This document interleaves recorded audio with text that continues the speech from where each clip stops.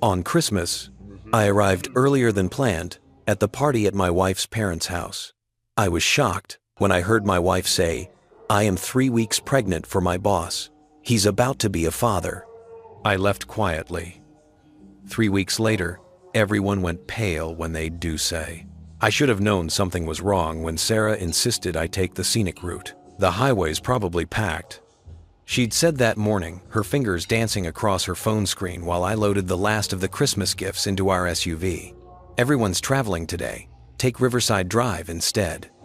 I'd nodded, distracted by the thought of her parents' annual Christmas Eve gathering, the forced small talk, her mother's pointed questions about grandchildren, her father's firm handshake that always lasted a beat too long.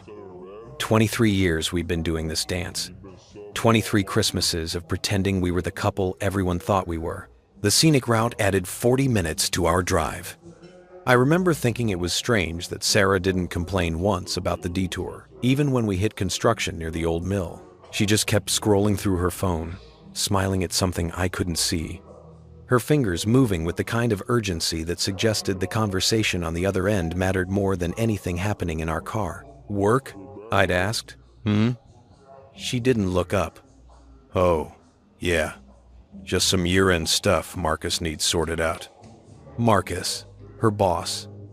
I'd heard that name approximately 700 times in the past 6 months, always delivered with the same breathless reverence people reserve for celebrities or saints. Marcus thinks this. Marcus said that.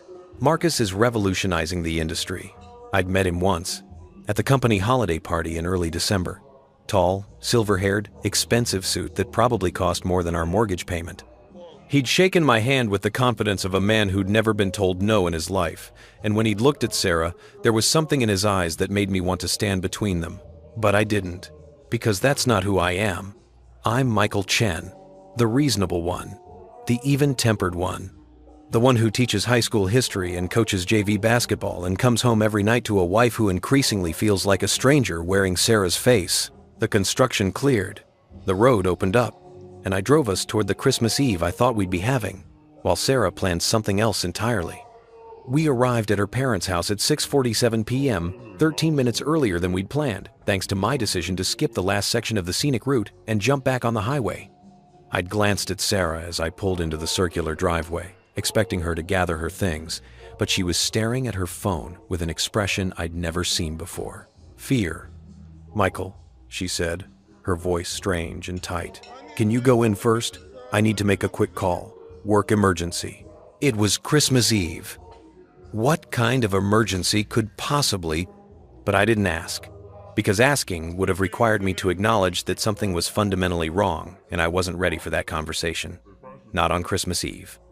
Not with her entire family waiting inside that house with its warm lights and wreaths on every door and the smell of her mother's famous cinnamon rolls probably already filling the air.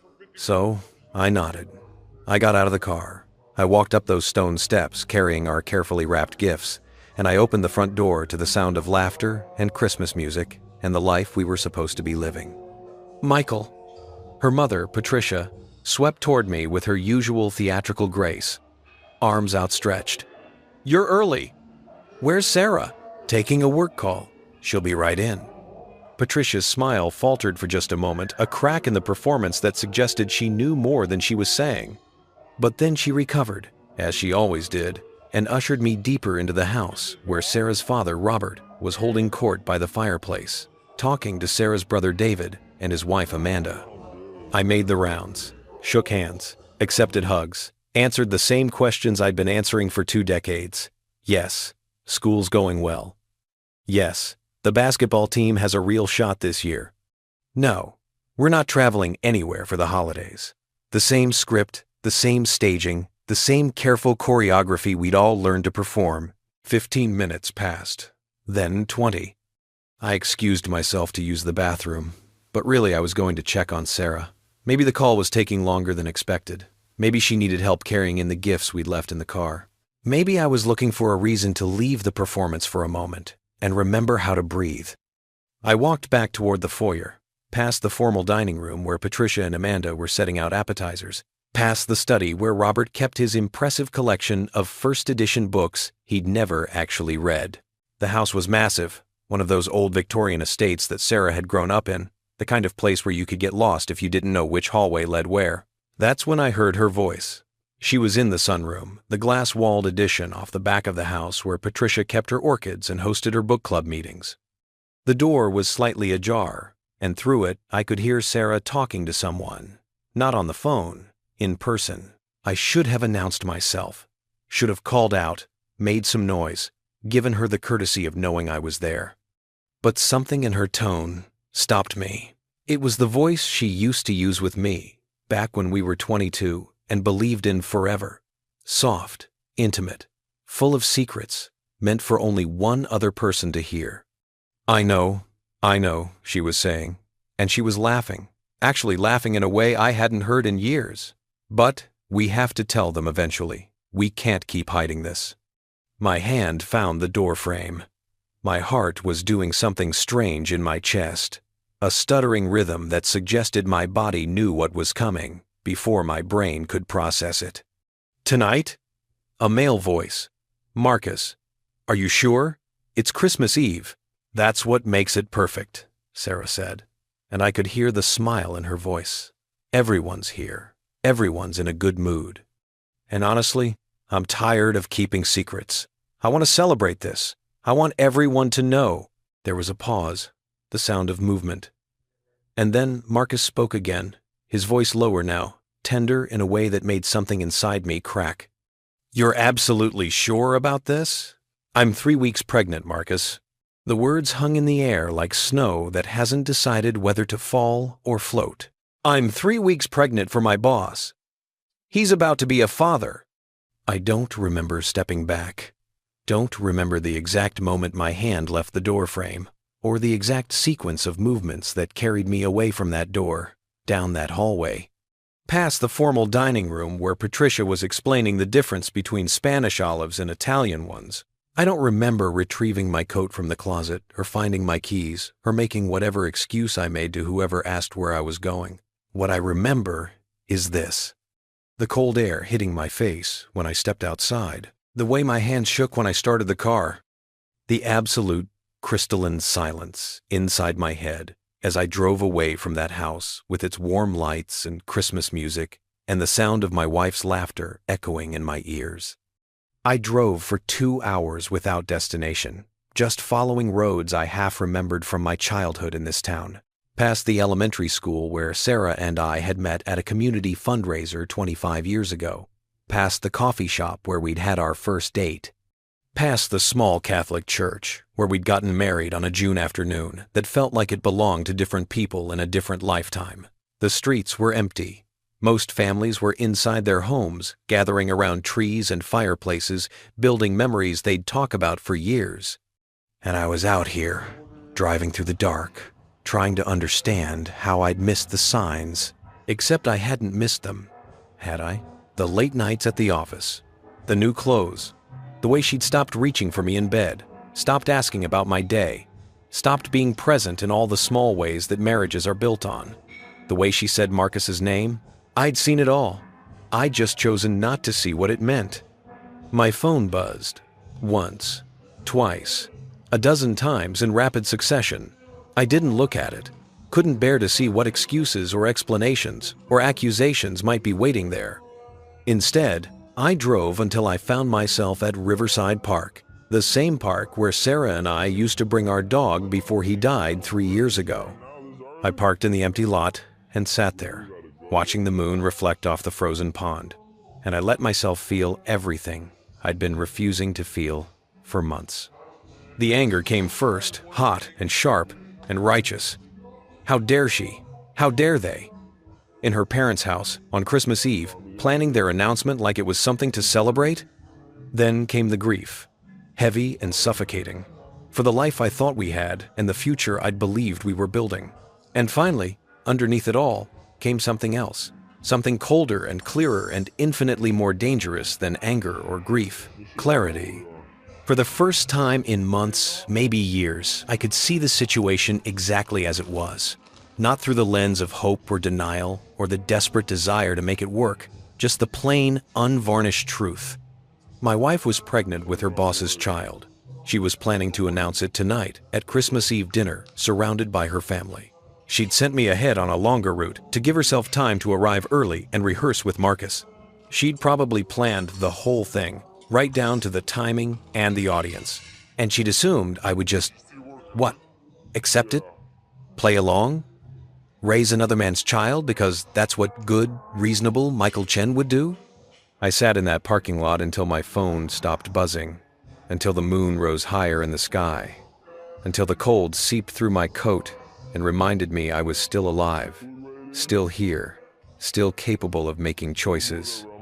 Then I started the car and drove home, not to her parents' house, home, to the 3-bedroom colonial we'd bought 5 years ago in a neighborhood full of young families and retired couples. Home to the mortgage I'd been paying and the lawn I'd been mowing and the gutters I'd cleaned out just last weekend. I packed a bag. Not everything, just enough for a few weeks. Clothes, toiletries, my laptop. The photo album from the trip Sarah and I took to Japan on our 15th anniversary, when we'd promised each other we'd travel more, be more intentional, really work on us. I left my wedding ring on the kitchen counter, next to the coffee maker she'd given me for my last birthday. And then I left. I checked into a hotel downtown, one of those extended stay places that cater to business travelers and people whose lives have temporarily fallen apart. The clerk didn't ask questions, just handed me a key card and pointed toward the elevators. Room 412, a space that wasn't mine and wasn't Sarah's. Neutral territory. I sat on the edge of the bed and finally looked at my phone. 47 text messages, 19 missed calls, all from Sarah. I opened the messages. The first few were casual. Where did you go? Then concerned. Michael, everyone's asking where you are. Is everything okay? Then, frantic. Please answer your phone. I'm worried. And finally, sent just 20 minutes ago. We need to talk. I know you heard something. It's not what you think. I almost laughed at that last one. It's not what you think. The oldest line in the book. The go-to response when someone's been caught doing exactly what they've been accused of doing. I typed a response, deleted it, typed another, deleted that too. What was there to say? What words existed that could bridge the gap between the man who'd walked into that house at 6:47 p.m. and the man sitting in this hotel room now? Finally, I settled on something simple. I heard everything. Don't contact me again until you're ready to tell the truth. I sent it before I could second-guess myself. Then I turned off my phone, lay back on the unfamiliar bed, and stared at the ceiling until sleep finally found me. Tomorrow was Christmas. Tomorrow, Sarah's family would gather around the table and realize I wasn't coming back. Tomorrow, they'd have to figure out how to explain my absence. Tomorrow, Sarah would have to decide whether to tell them her news without me there to witness it. But tonight, for the first time in longer than I could remember, I was choosing myself, and I had 3 weeks to figure out what came next. I woke to silence. Not the comfortable silence of a Sunday morning when Sarah would sleep late and I'd make coffee and read the paper in our kitchen while sunlight streamed through the windows. This was different, heavier. The kind of silence that exists in the space between your old life ending and your new one beginning, when you're suspended in that terrible moment of knowing everything has changed but not yet understanding what it means. The hotel room was dark except for a thin line of light seeping through the gap in the blackout curtains. My phone, still off, sat on the nightstand like a landmine I wasn't ready to detonate.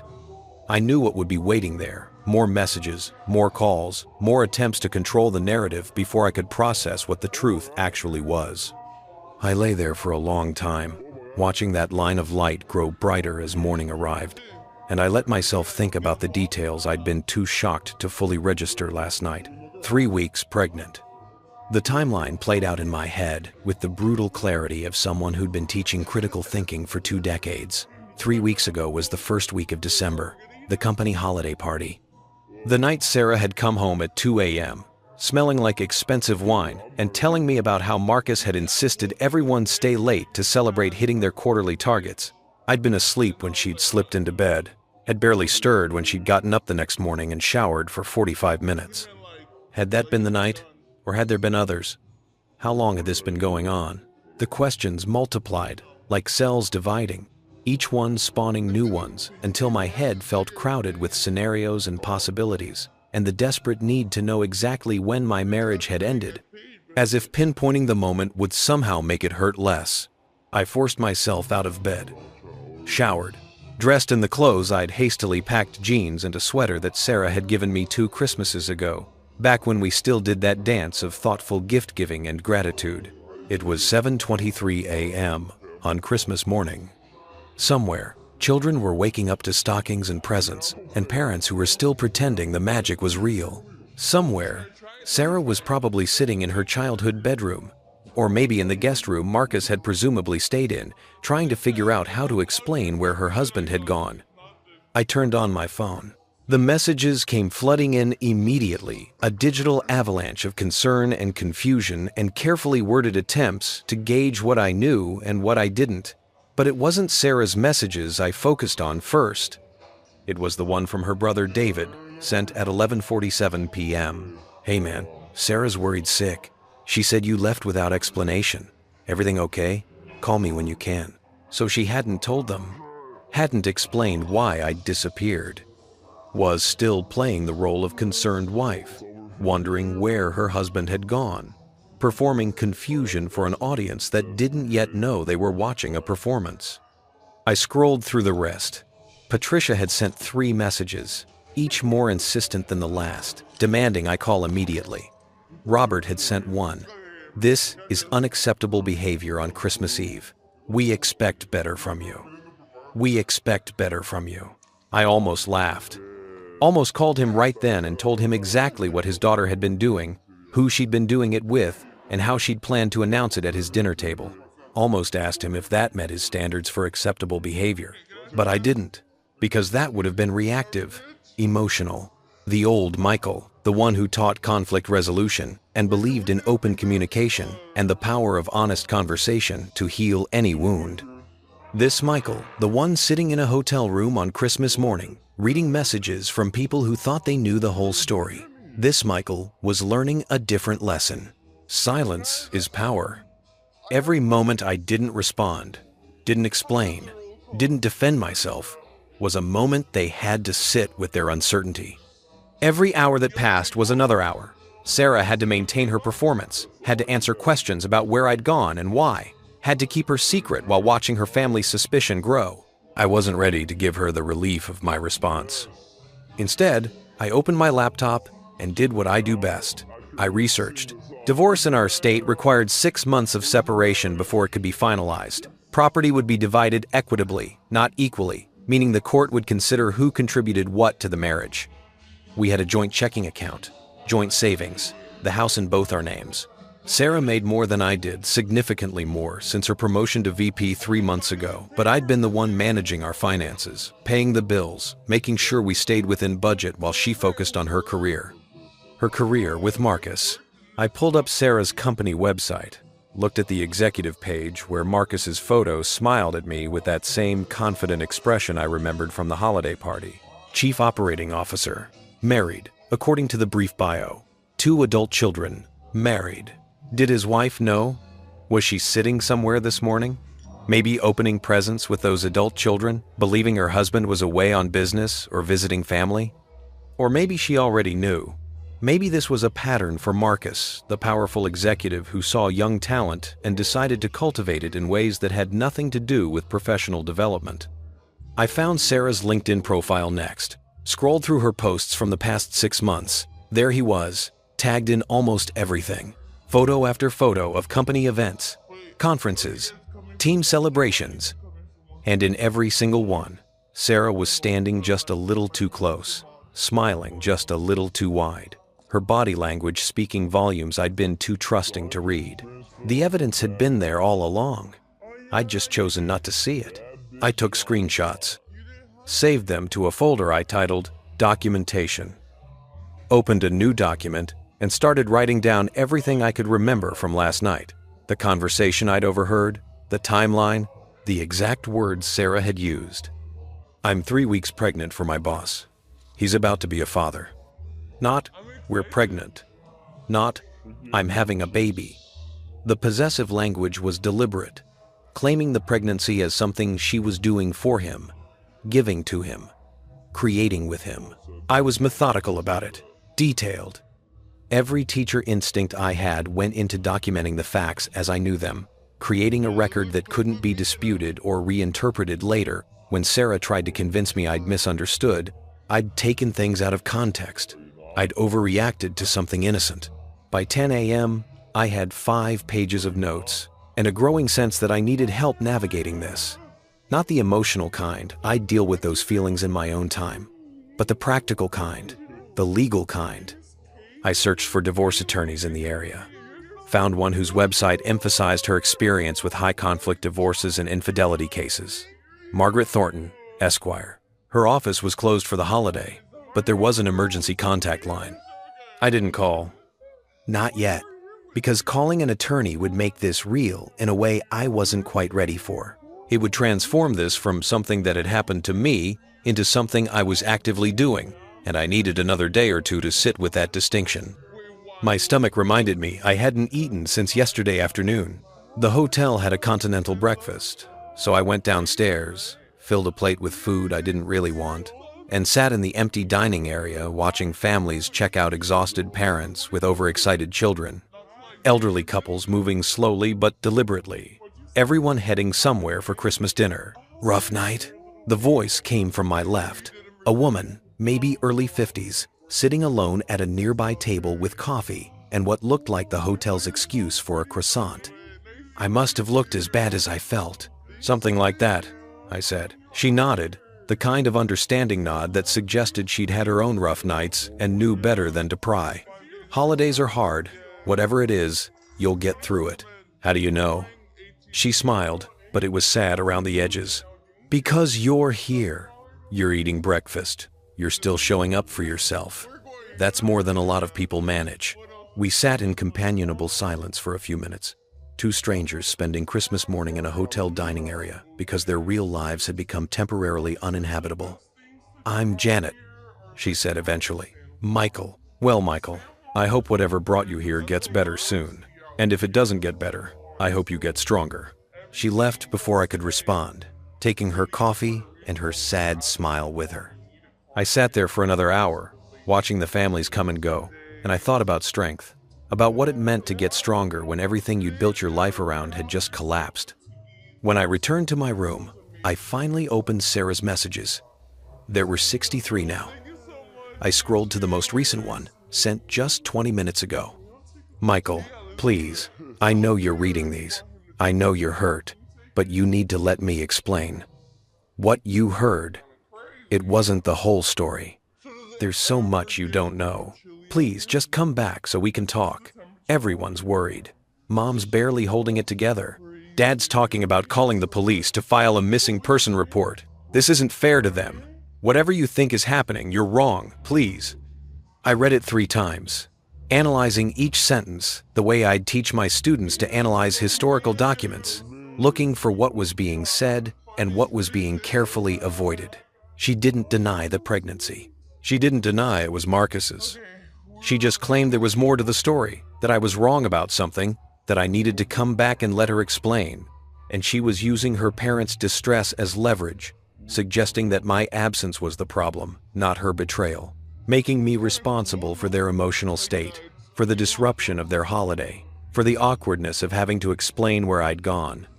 It was manipulation wrapped in concern, and I could see it clearly now that I wasn't standing in the middle of it. I typed a response. I'm safe.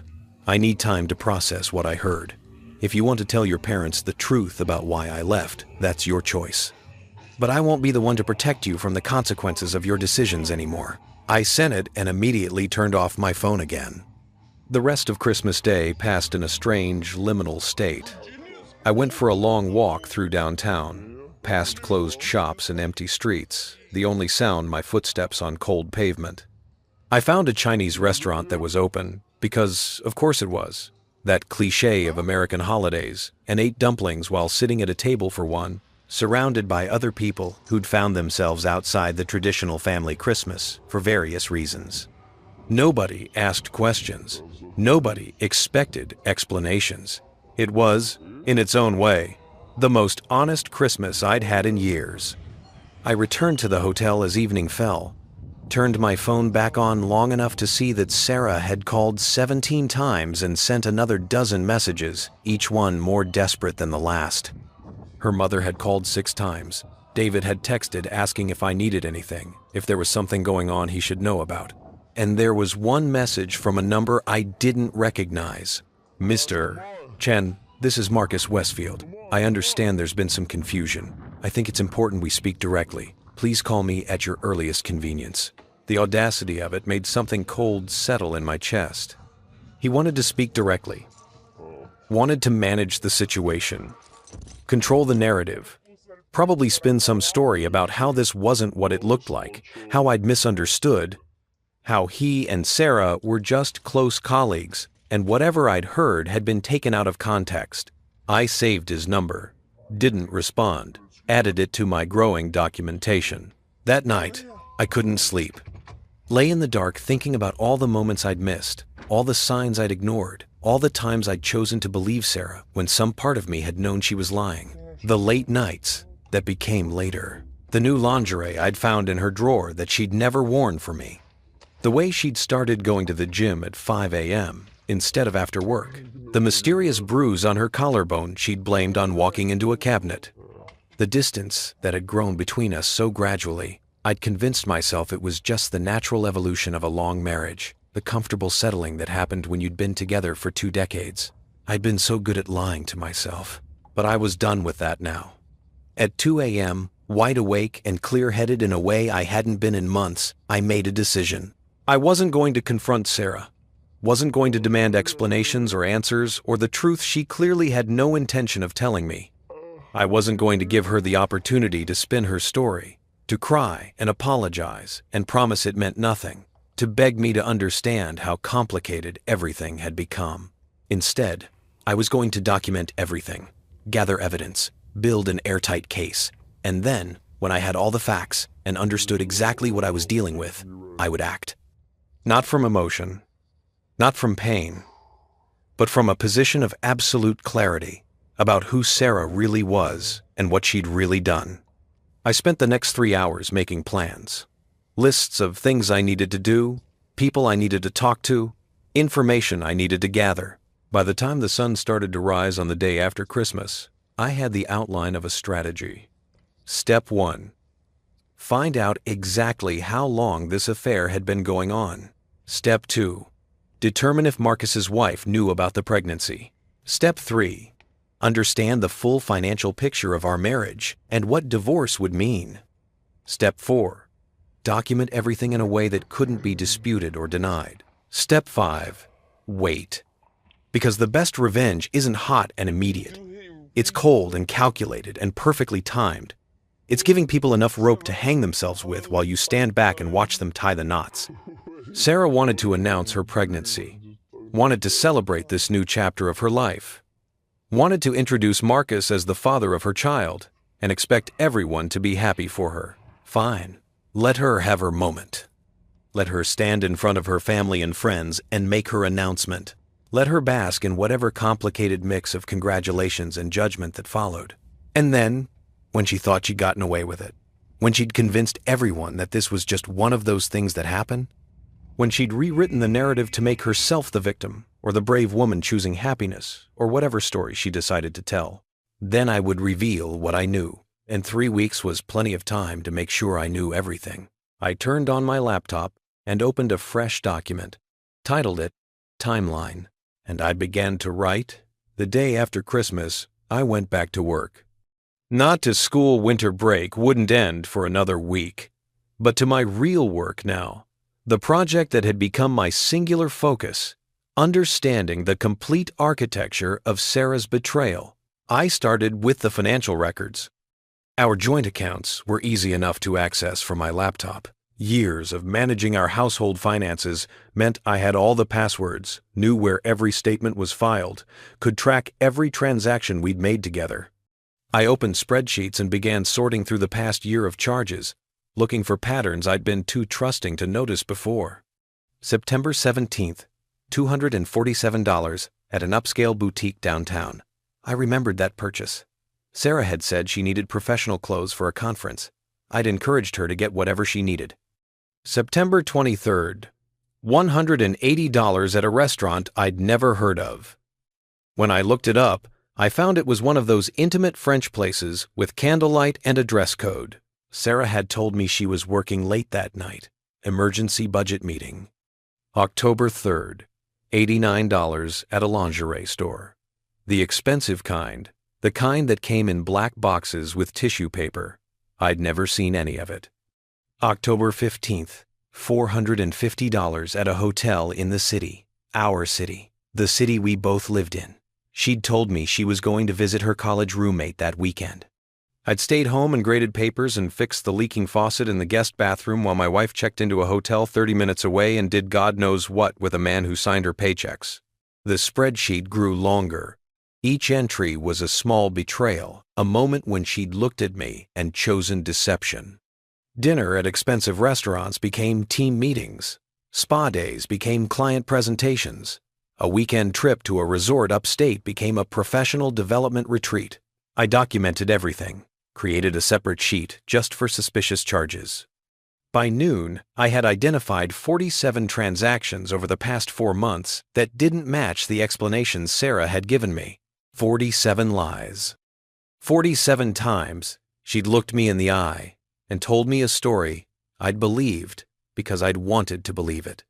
Because doubting her would have meant doubting everything, and I hadn't been ready for that. I was ready now. My phone buzzed. I'd turned it back on an hour ago, and the messages had started immediately. Sarah, mostly, but also David, her brother, and surprisingly, Amanda, his wife.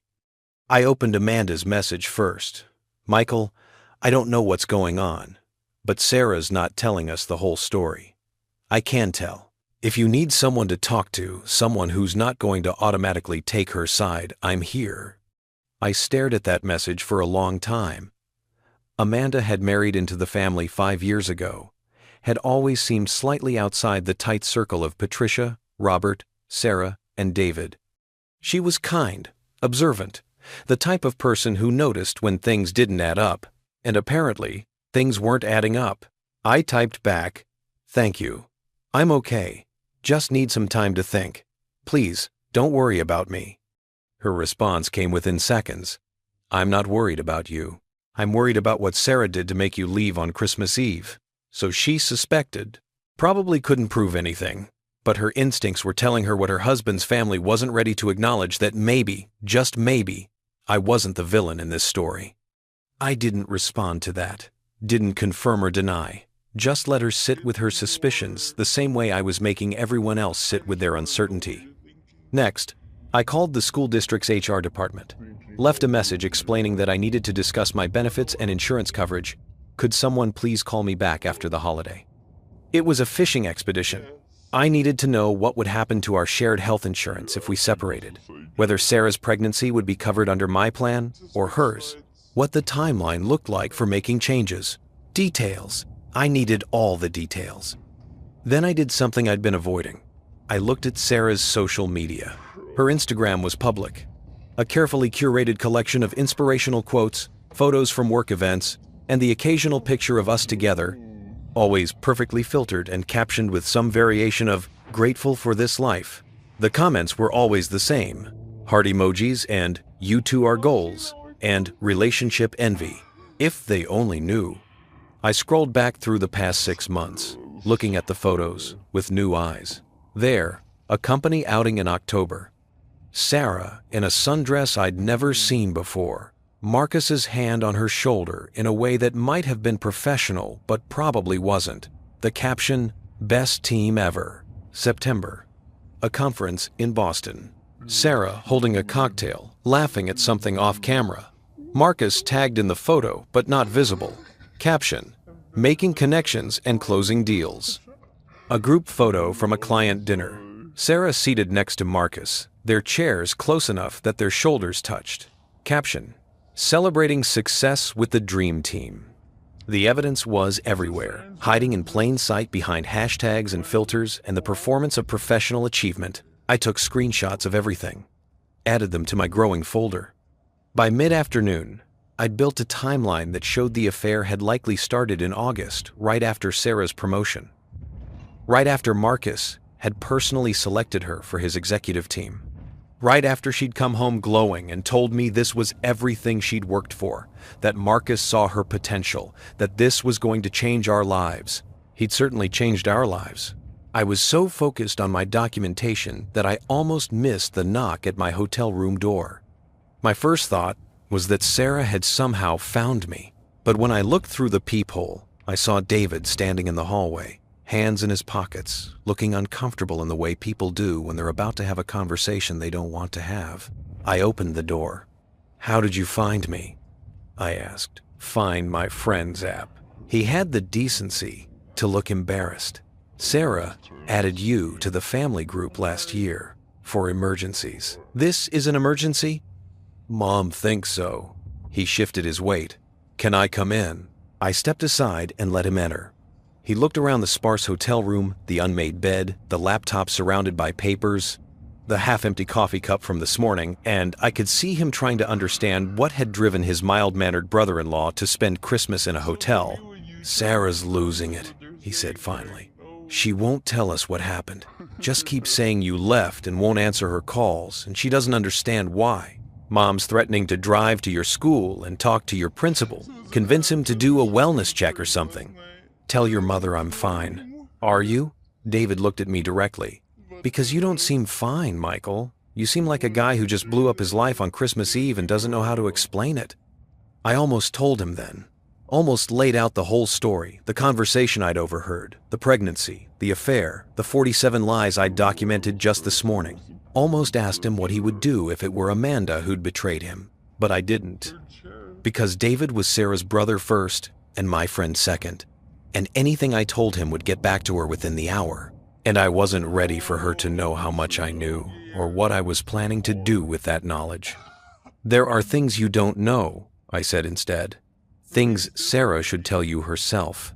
So tell me, it's not my story to tell." "That's bullshit, Michael." His frustration was showing now. "You're part of this family. Whatever's going on, we can work through it.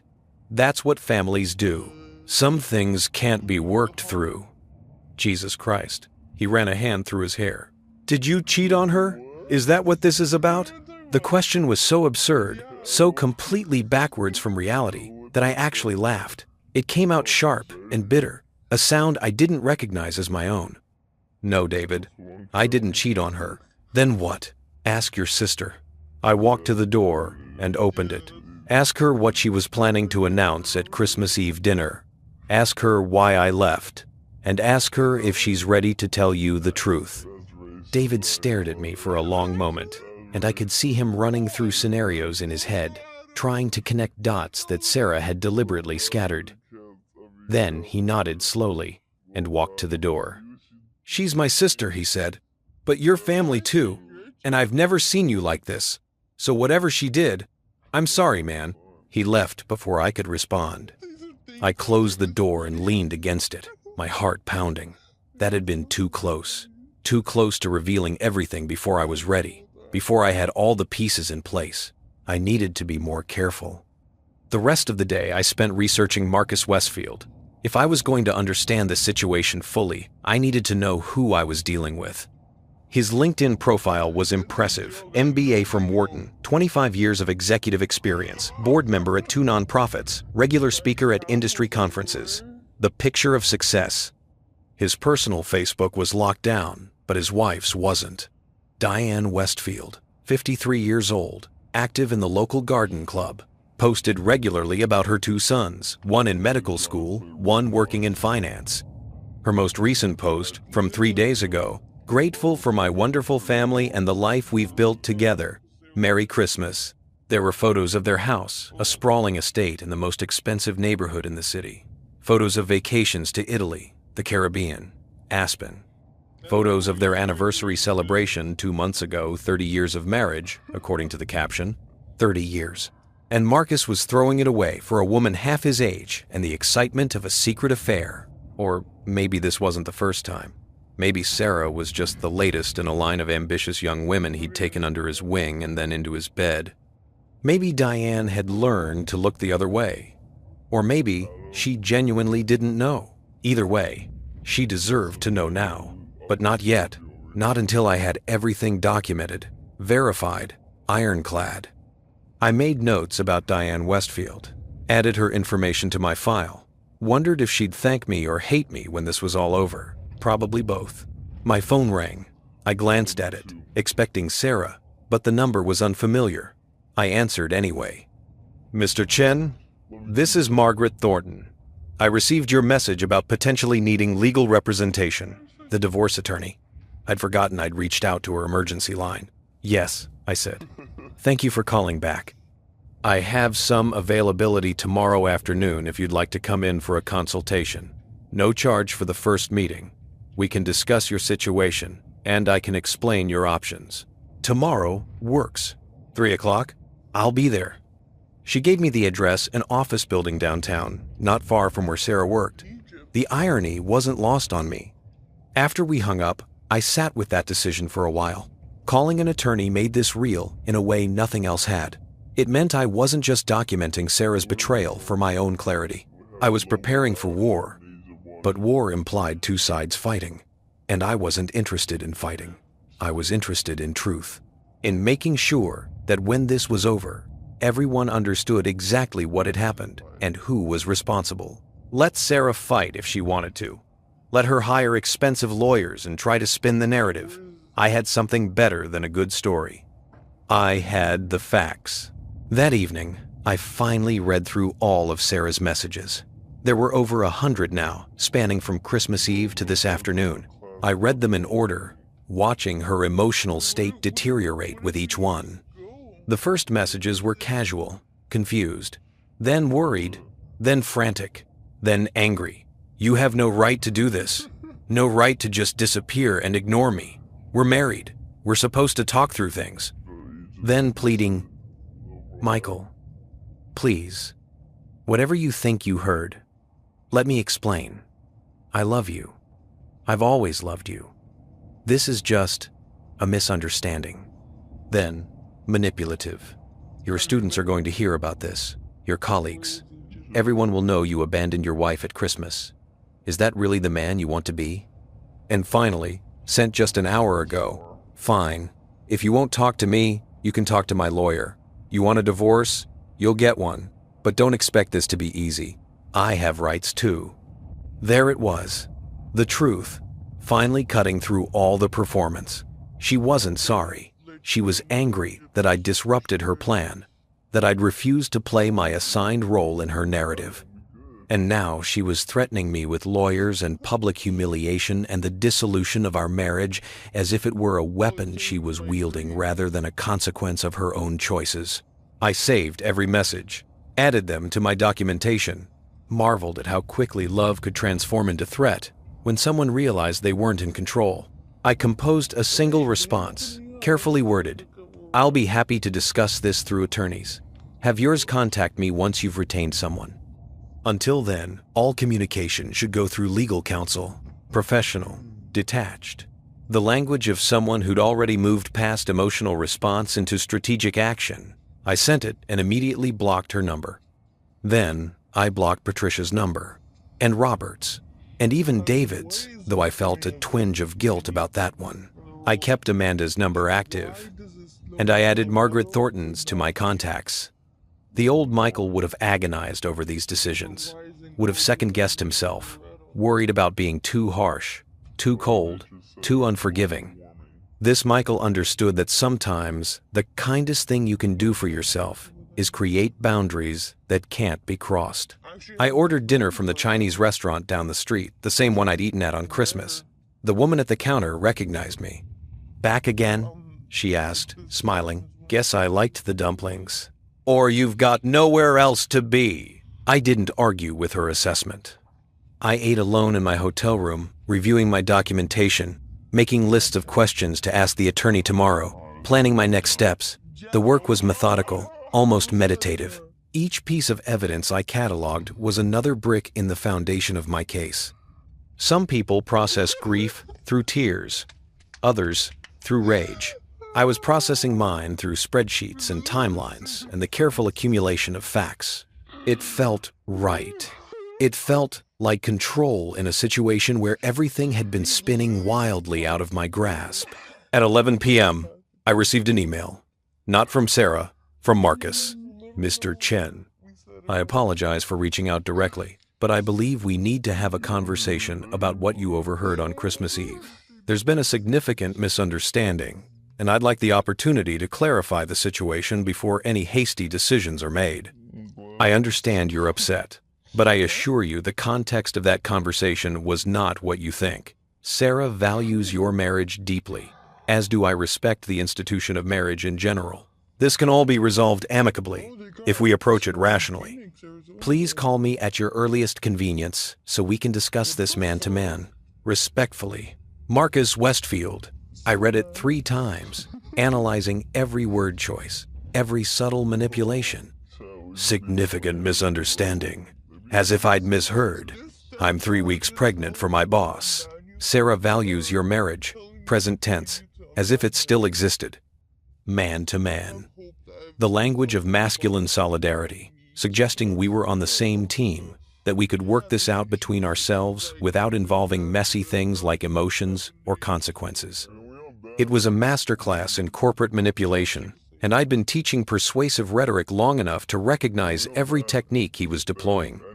I forwarded the email to myself at 3 different addresses, added it to my documentation, saved it in multiple formats.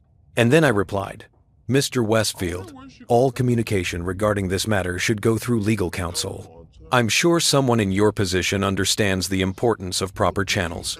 M. Chen, short, professional, giving him nothing to work with. I hit send and closed my laptop. Tomorrow I'd meet with the attorney. Tomorrow I'd start understanding the legal landscape of divorce and custody and asset division. Tomorrow I'd take the next step in transforming my documentation into action. But tonight, I let myself feel it. The anger, the grief, the betrayal, the strange, cold satisfaction of knowing I was handling this the right way, not the emotional way, not the explosive way, but the strategic way that would ensure Sarah and Marcus couldn't manipulate the narrative or gaslight me into questioning what I'd heard. I'd been a teacher for 20 years. I knew how to build a case, how to present evidence, how to guide people to conclusions through facts rather than emotions. And I was about to teach Sarah and Marcus the most important lesson of their lives. Actions have consequences, and silence is the most powerful response to lies. Margaret Thornton's office occupied the 14th floor of a glass building that reflected the winter sky in shades of gray and silver. I arrived 15 minutes early, sat in the waiting room surrounded by leather furniture and abstract art, and watched other people's marriages end in real time. A woman in her 60s emerged from one of the consultation rooms, eyes red but posture straight, clutching a folder of documents like a shield. A man about my age sat across from me, bouncing his leg nervously, checking his phone every 30 seconds as if the answers to his situation might arrive via text message. We were all here for the same reason. All trying to untangle our lives from people who'd promised forever and then changed the terms without permission. Mr. Chen? Margaret Thornton was exactly what her website suggested. Mid-50s, sharp eyes behind designer glasses, a handshake that conveyed both competence and compassion. She wore a charcoal suit that probably cost more than my monthly mortgage payment, and when she smiled, it didn't quite reach her eyes.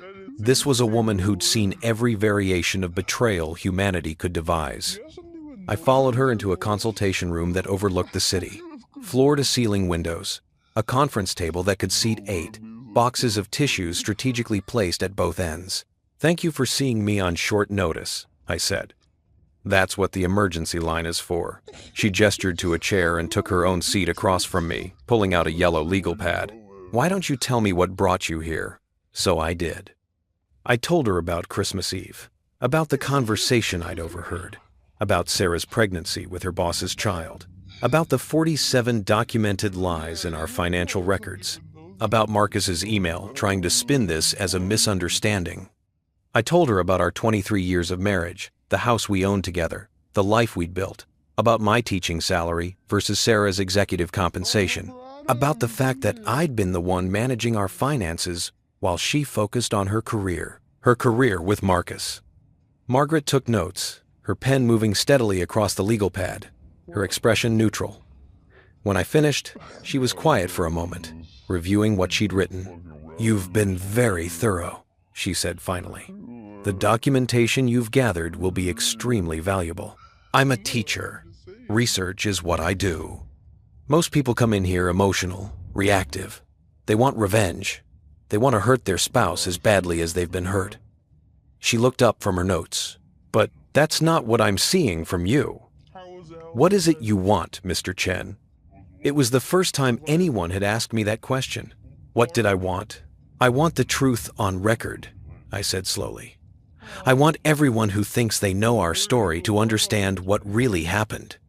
I want Sarah to face the consequences of her choices without being able to rewrite history or play the victim, and I want to walk away from this with my dignity intact and my finances protected. Not revenge. Revenge implies I'm doing something to her. I'm not. I'm just making sure she can't do anything more to me." Margaret smiled, and this time it did reach her eyes. "You're going to be an excellent client, Mr. Chen.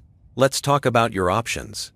For the next 90 minutes, she walked me through the landscape of divorce in our state, the waiting periods, the division of assets.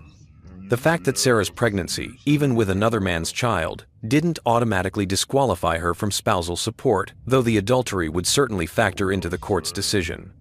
"Infidelity isn't the automatic win people think it is," Margaret explained, "especially in no-fault divorce states, but it does matter when it comes to asset division and support calculations. The fact that she used marital funds to conduct an affair, those restaurant charges, the hotel stays, that's called dissipation of marital assets. We can argue she should reimburse you for that. How much are we talking about?" She did some quick calculations based on the numbers I'd provided. Conservatively, around $15,000 over the past 4 months, possibly more if we dig deeper. $15,000. Sarah had spent $15,000 of our money on her affair while I'd been clipping coupons and turning down dinner invitations with friends because I thought we needed to save. "There's also the matter of the house," Margaret continued. "It's in both your names. You've been married long enough that the appreciation in value will be considered marital property, regardless of who made the down payment or larger mortgage contributions.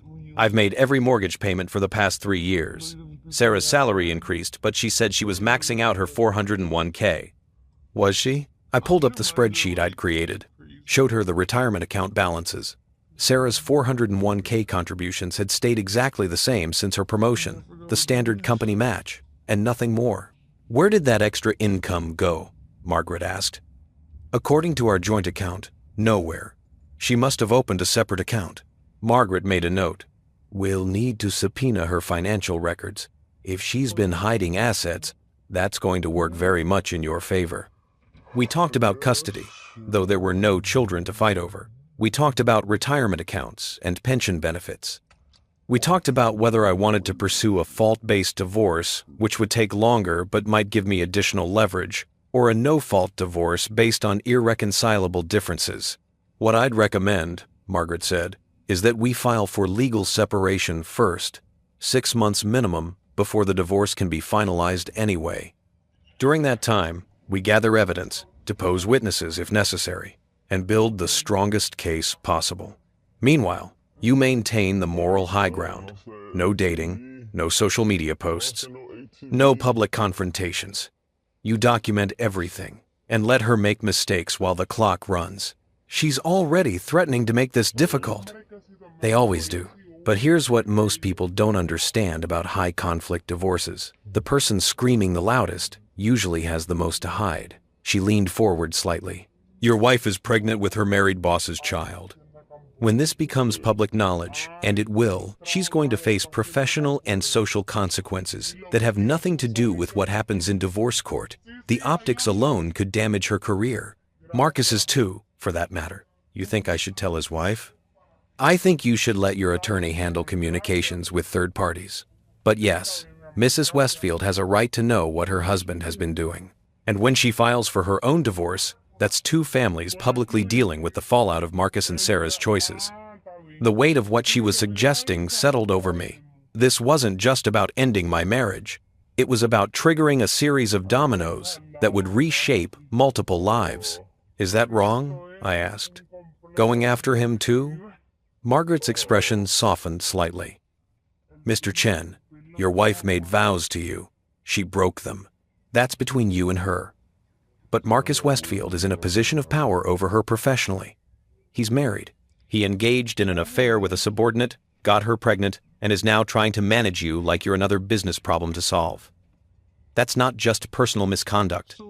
That's potentially actionable professional misconduct.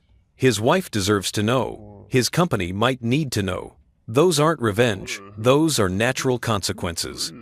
I thought about Diane Westfield's Facebook posts, her garden club photos, her pride in 30 years of marriage. How do we tell her?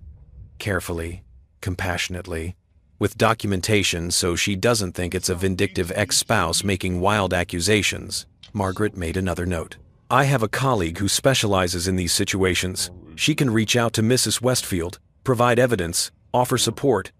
Make it clear, this information is coming from a place of respect for her right to know, not from a desire to cause pain. When? After we file for separation, once the legal process is in motion and your intentions are clear. That way, it can't look like you're using this information as a threat or leverage.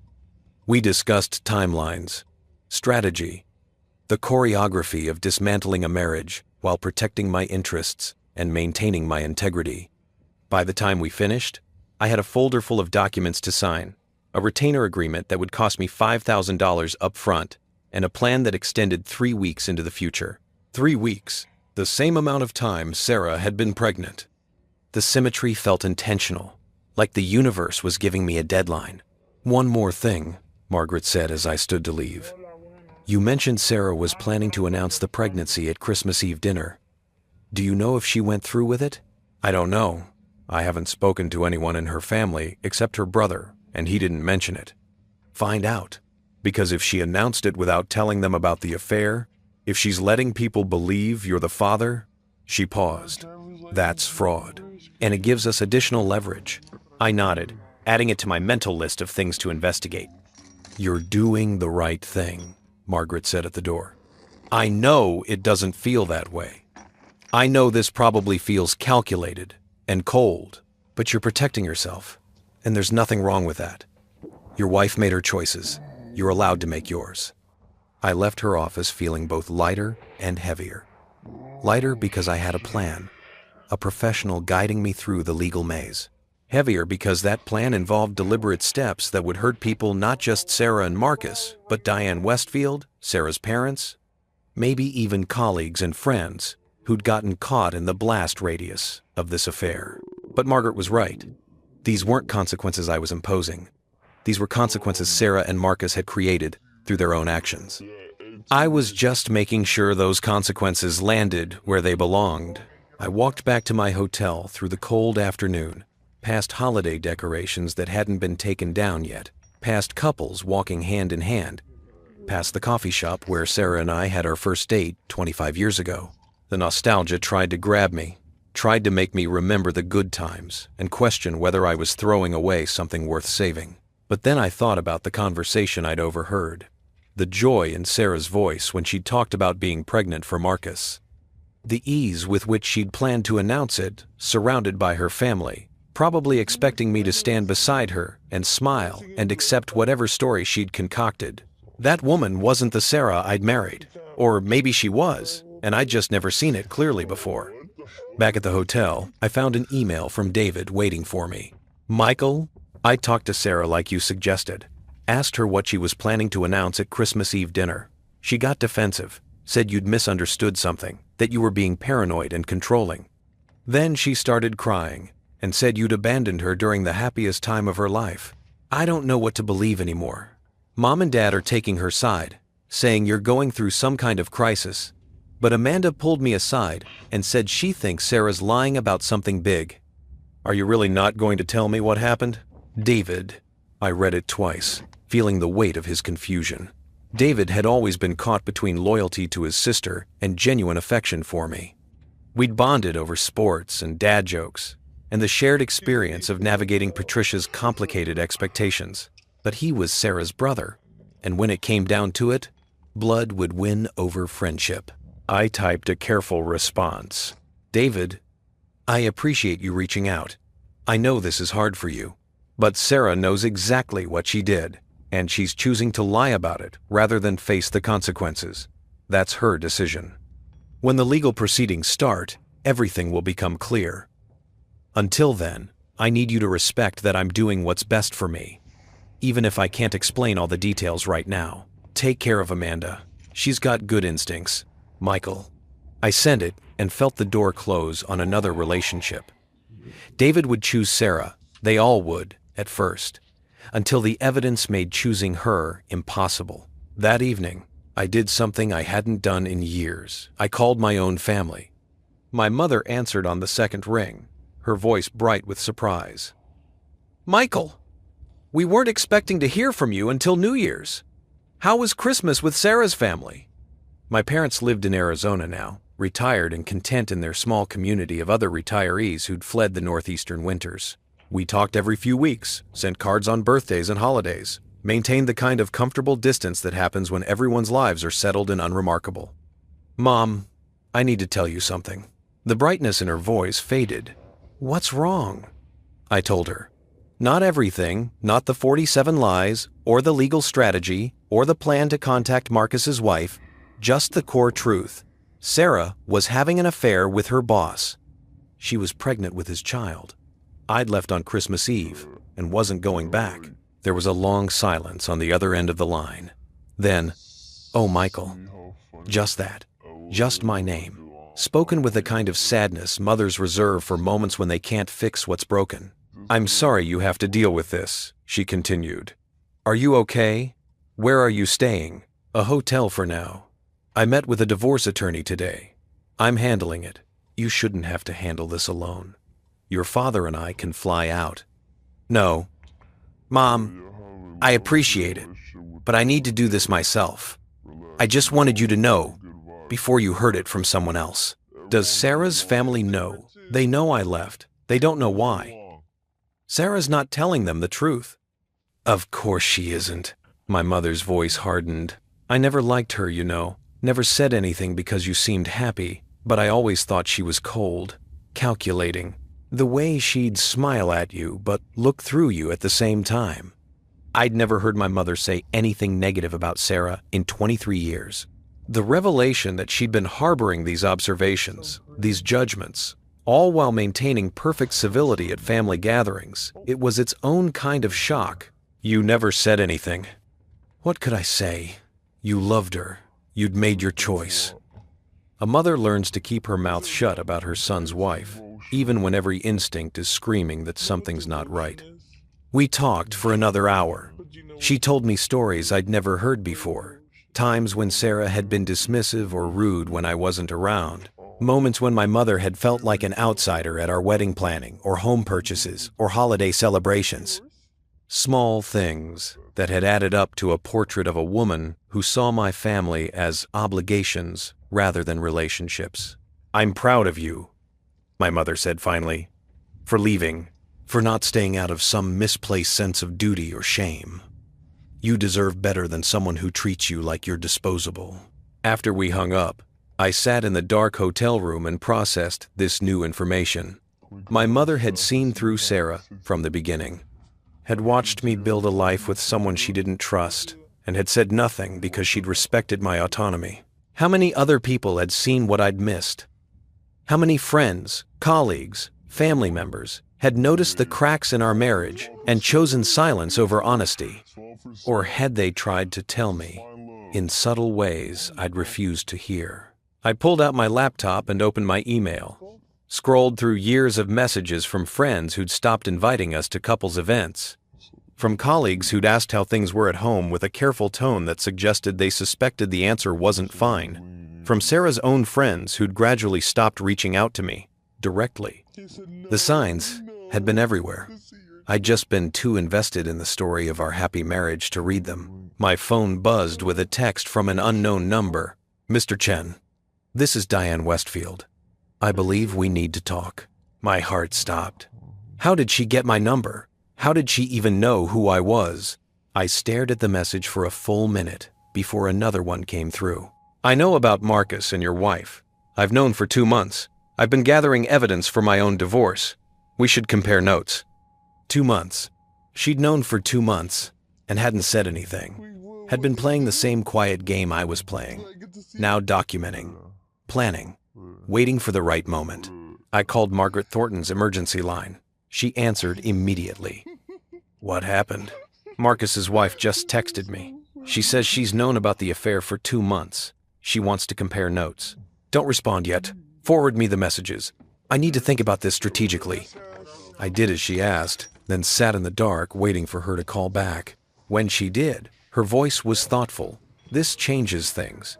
If Mrs. Westfield has been documenting the affair from her end, she might have information you don't, but we need to be careful. Anything you tell her could potentially be used in her divorce proceedings, and vice versa. We need to coordinate this properly. What do you suggest?" "Let me reach out to her attorney, assuming she has one. We'll set up a meeting where everyone's counsel is present. Keep it professional and protected. In the meantime, send her a brief, polite response acknowledging her message and saying you'll have your attorney coordinate a meeting." I typed the message while Margaret stayed on the line. "Mrs. Westfield, I've asked my attorney to reach out to yours so we can arrange a proper meeting. I appreciate you reaching out. Simple, professional, giving nothing away." Diane's response came within seconds. "Smart. My attorney will expect the call. And Mr. Chen, I'm sorry you had to find out this way. Nobody deserves that." I showed the message to Margaret over the phone. "She's being careful too," Margaret observed. "Good. That means we can work with her without it devolving into emotional chaos. I'll make the calls tomorrow and set something up for next week." After we hung up, I sat with this new development. Diane Westfield had been playing the long game just like me, had been watching her husband betray 30 years of marriage while she quietly built her case. We were allies in a war neither of us had asked for.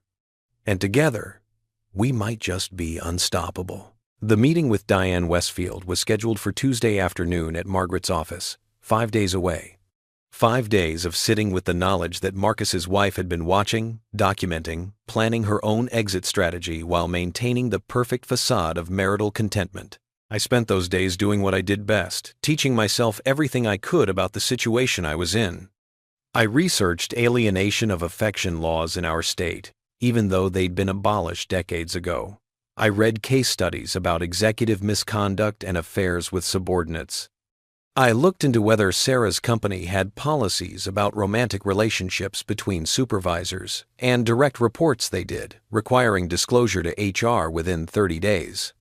Sarah had been promoted to Marcus's team in August. It was now late December.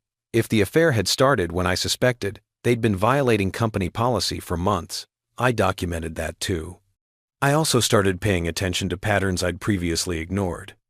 Like how Sarah had suddenly become interested in fitness in September, joining an expensive gym downtown and going every morning at 5 a.m.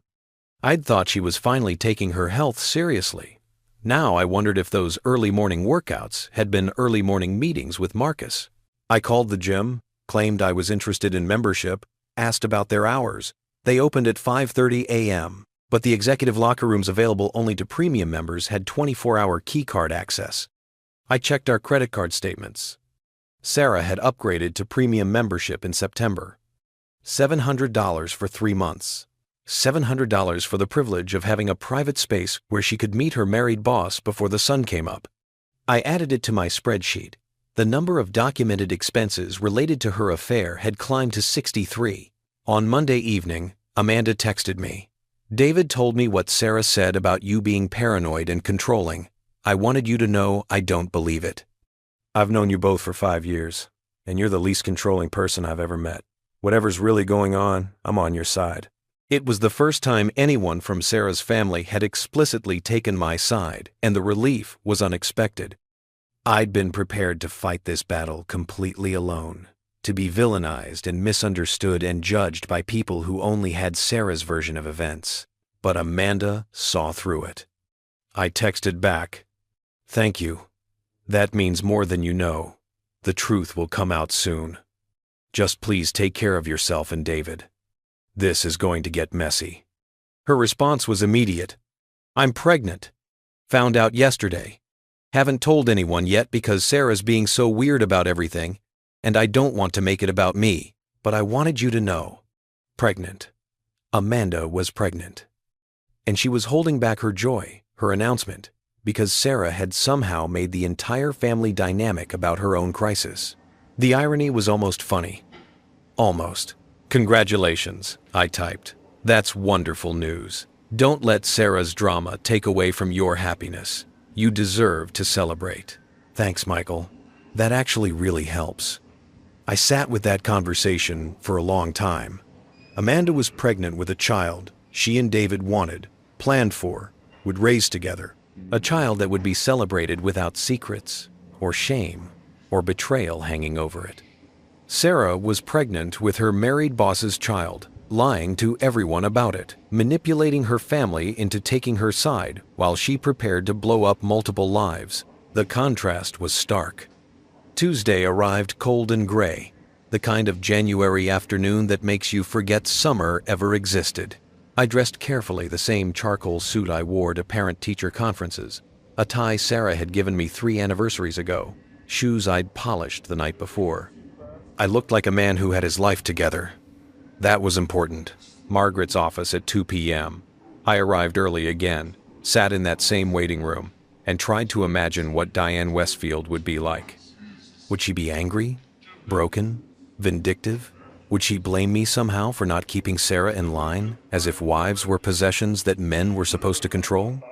At 2:15, the elevator doors opened, and a woman stepped out who redefined every assumption I'd made. Diane Westfield was stunning. Not in the obvious way Sarah was pretty. Sarah had always been conventionally attractive, the kind of looks that photographs well and turns heads in restaurants. Diane was something else. Silver hair cut in a sharp bob, elegant in a way that suggested old money and good breeding, a navy suit that probably cost more than my car payment, and eyes that were absolutely glacial. She saw me immediately, walked over with the confidence of someone who'd spent 30 years as a corporate executive's wife and knew exactly how much power that position carried. "Mr. Chen?" She extended her hand. Diane Westfield. Her handshake was firm. Her wedding ring, a massive diamond, surrounded by smaller stones, caught the light and sent rainbow fragments across the waiting room wall. "Mrs. Westfield, thank you for agreeing to meet. Please, call me Diane. We're about to become very well acquainted, I think." Her attorney arrived moments later, a woman named Patricia Wynn, who had the same sharp competence Margaret radiated. They greeted each other like old colleagues, which they probably were. The world of high-stakes divorce law was apparently a small one. We were ushered into a larger conference room this time. Margaret at one end of the table, Patricia at the other, Diane and I sitting across from each other in the middle like negotiators at a peace summit. Except we weren't negotiating peace.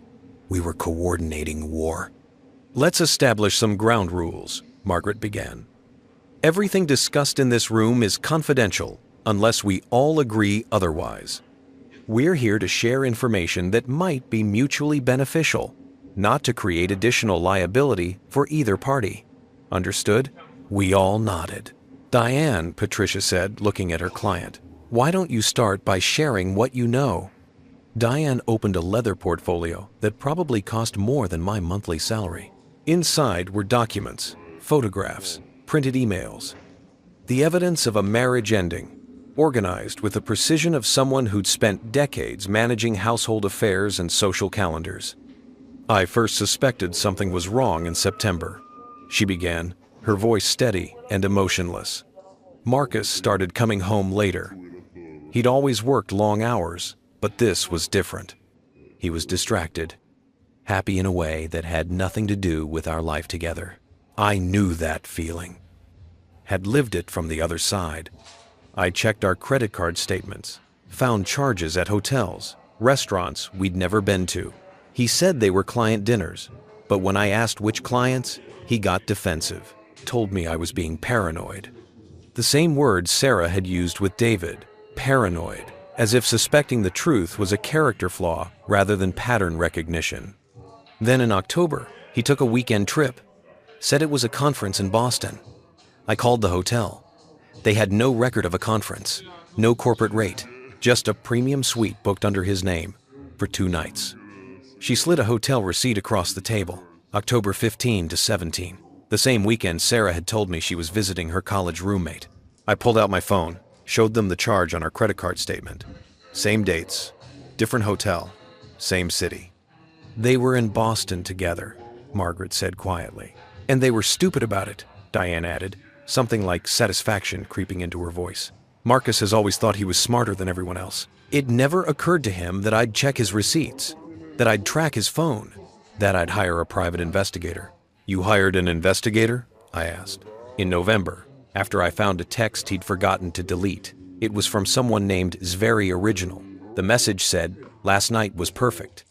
I can't wait until we don't have to hide anymore." She paused. The investigator confirmed Marcus was having an affair with Sarah Chen, his VP of Strategic Development. Got photos of them entering hotels together, leaving her apartment at dawn, having dinner at restaurants where they thought they wouldn't be recognized. She slid a folder across to me. I opened it slowly, not sure I wanted to see what was inside. But I needed to see it, needed the visual confirmation to match what I already knew intellectually. The photos were damning. Sarah and Marcus at outdoor cafes, his hand covering hers on the table. Walking into a boutique hotel in the business district, her arm linked through his. Sitting in his car in a parking garage, clearly arguing about something. And the worst one of them, on Sarah's apartment balcony. Wait, Sarah's apartment? I looked up at Diane. You didn't know? She seemed genuinely surprised. She's been renting a studio in the Pearl District since September. $1,400 a month, according to the investigator. Listed under her maiden name.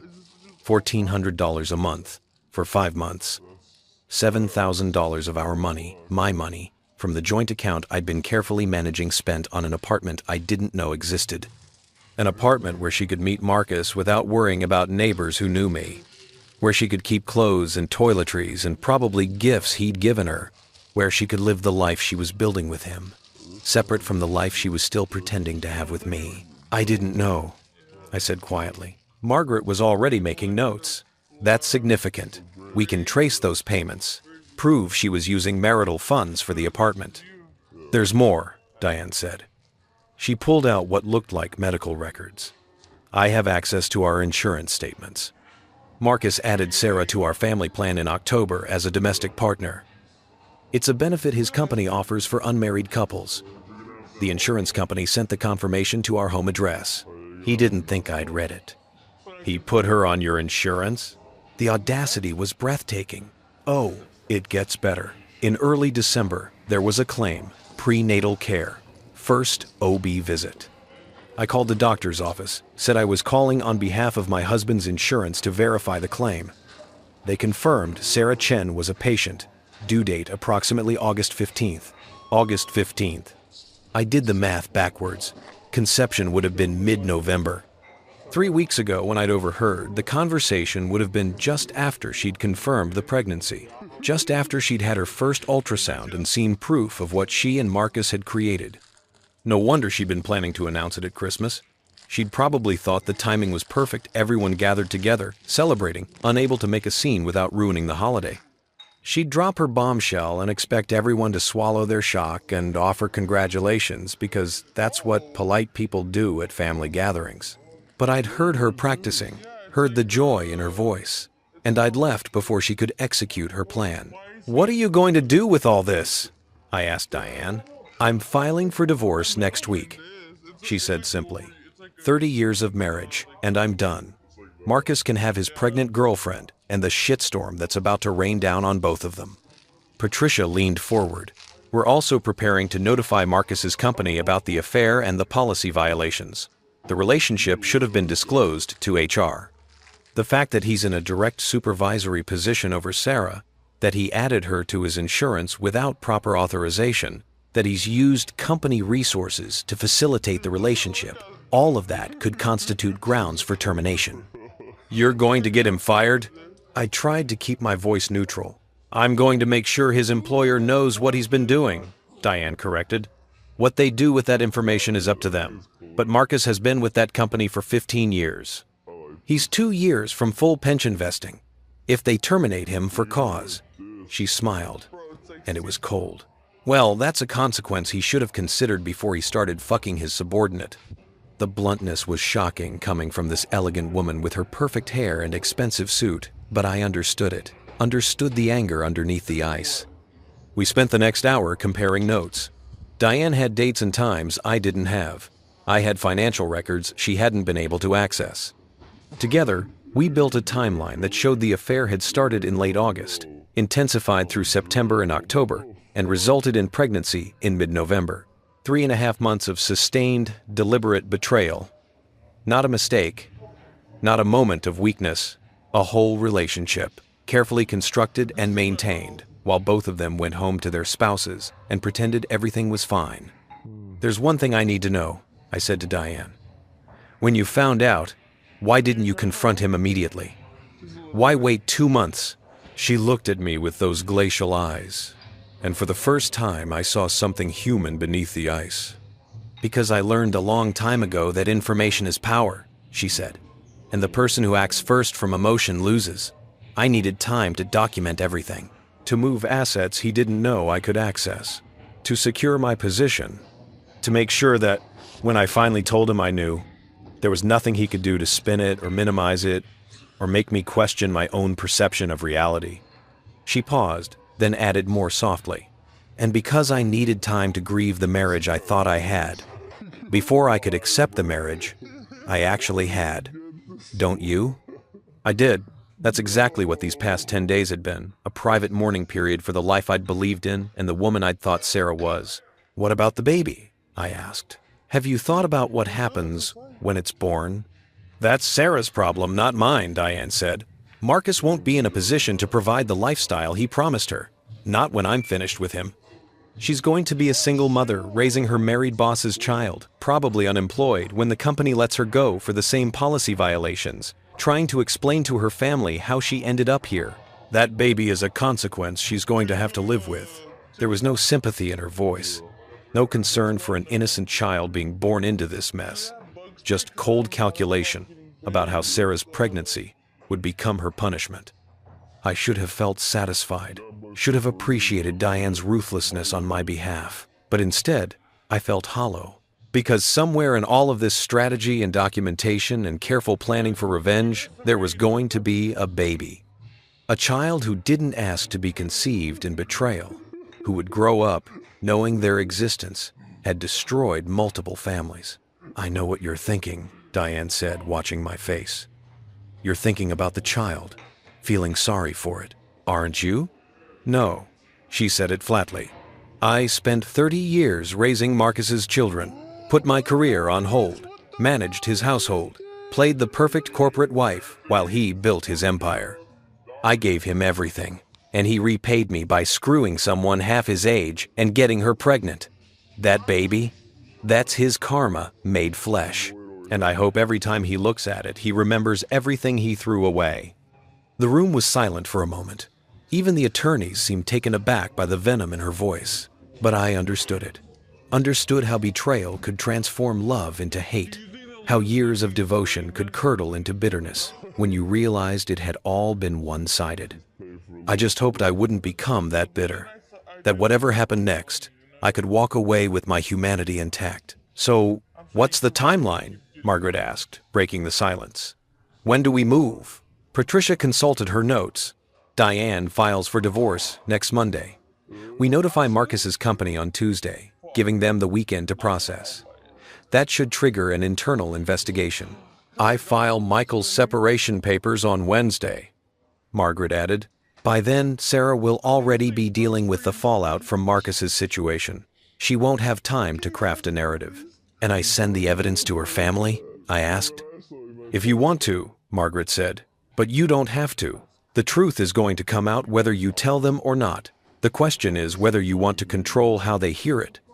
I thought about Patricia and Robert, about David and Amanda, about Christmas Eve dinner and the announcement Sarah had been planning to make. I want them to hear it from me, I decided, but not yet. Let Sarah sit with her secrets a little longer. Let her keep pretending everything's fine while the walls close in. Diane smiled approvingly. You learn fast. We finalized our plan, coordinated our attorneys, agreed to share any additional evidence we discovered. By the time the meeting ended, we'd built an alliance that would systematically dismantle both our marriages and possibly 2 careers in the process. As we stood to leave, Diane touched my arm. For what it's worth, I'm sorry you got caught up in this. You seem like a good man. You deserve better than what she did to you. So do you. Yes, she said simply. I do. We walked out of that conference room as allies, united by betrayal and the quiet fury of people who'd been underestimated. The countdown had begun. 1 week until Diane filed. 2 weeks until I filed. 3 weeks until everyone went pale when they learned the truth. I drove back to my hotel through the winter darkness, and for the first time since Christmas Eve, I felt something other than grief, or anger, or shock. I felt ready. Ready to stop being the victim of someone else's choices. Ready to become the architect of my own next chapter. Ready to watch Sarah's carefully constructed lies crumble under the weight of documented truth. The ending was coming. And this time, I was writing it. The days after meeting Diane, Westfield moved with the strange duality of time, when you're waiting for something inevitable, both too fast and excruciatingly slow. I returned to my hotel room that Tuesday night and sat in the dark, processing what I'd learned. Sarah had an apartment I didn't know about. She'd been living a double life so complete it had its own address, its own monthly rent payment, its own key that I'd never seen on her keychain. How many nights had she told me she was working late when she was actually 30 minutes across town in her studio apartment, maybe with Marcus, maybe alone, building a life that had no space for me in it. I pulled up rental listings for the Pearl District, found buildings that matched the address from Diane's investigator report. Sleek, modern high-rises with floor-to-ceiling windows and amenities like rooftop lounges and fitness centers, the kind of places young professionals lived when they wanted to project success.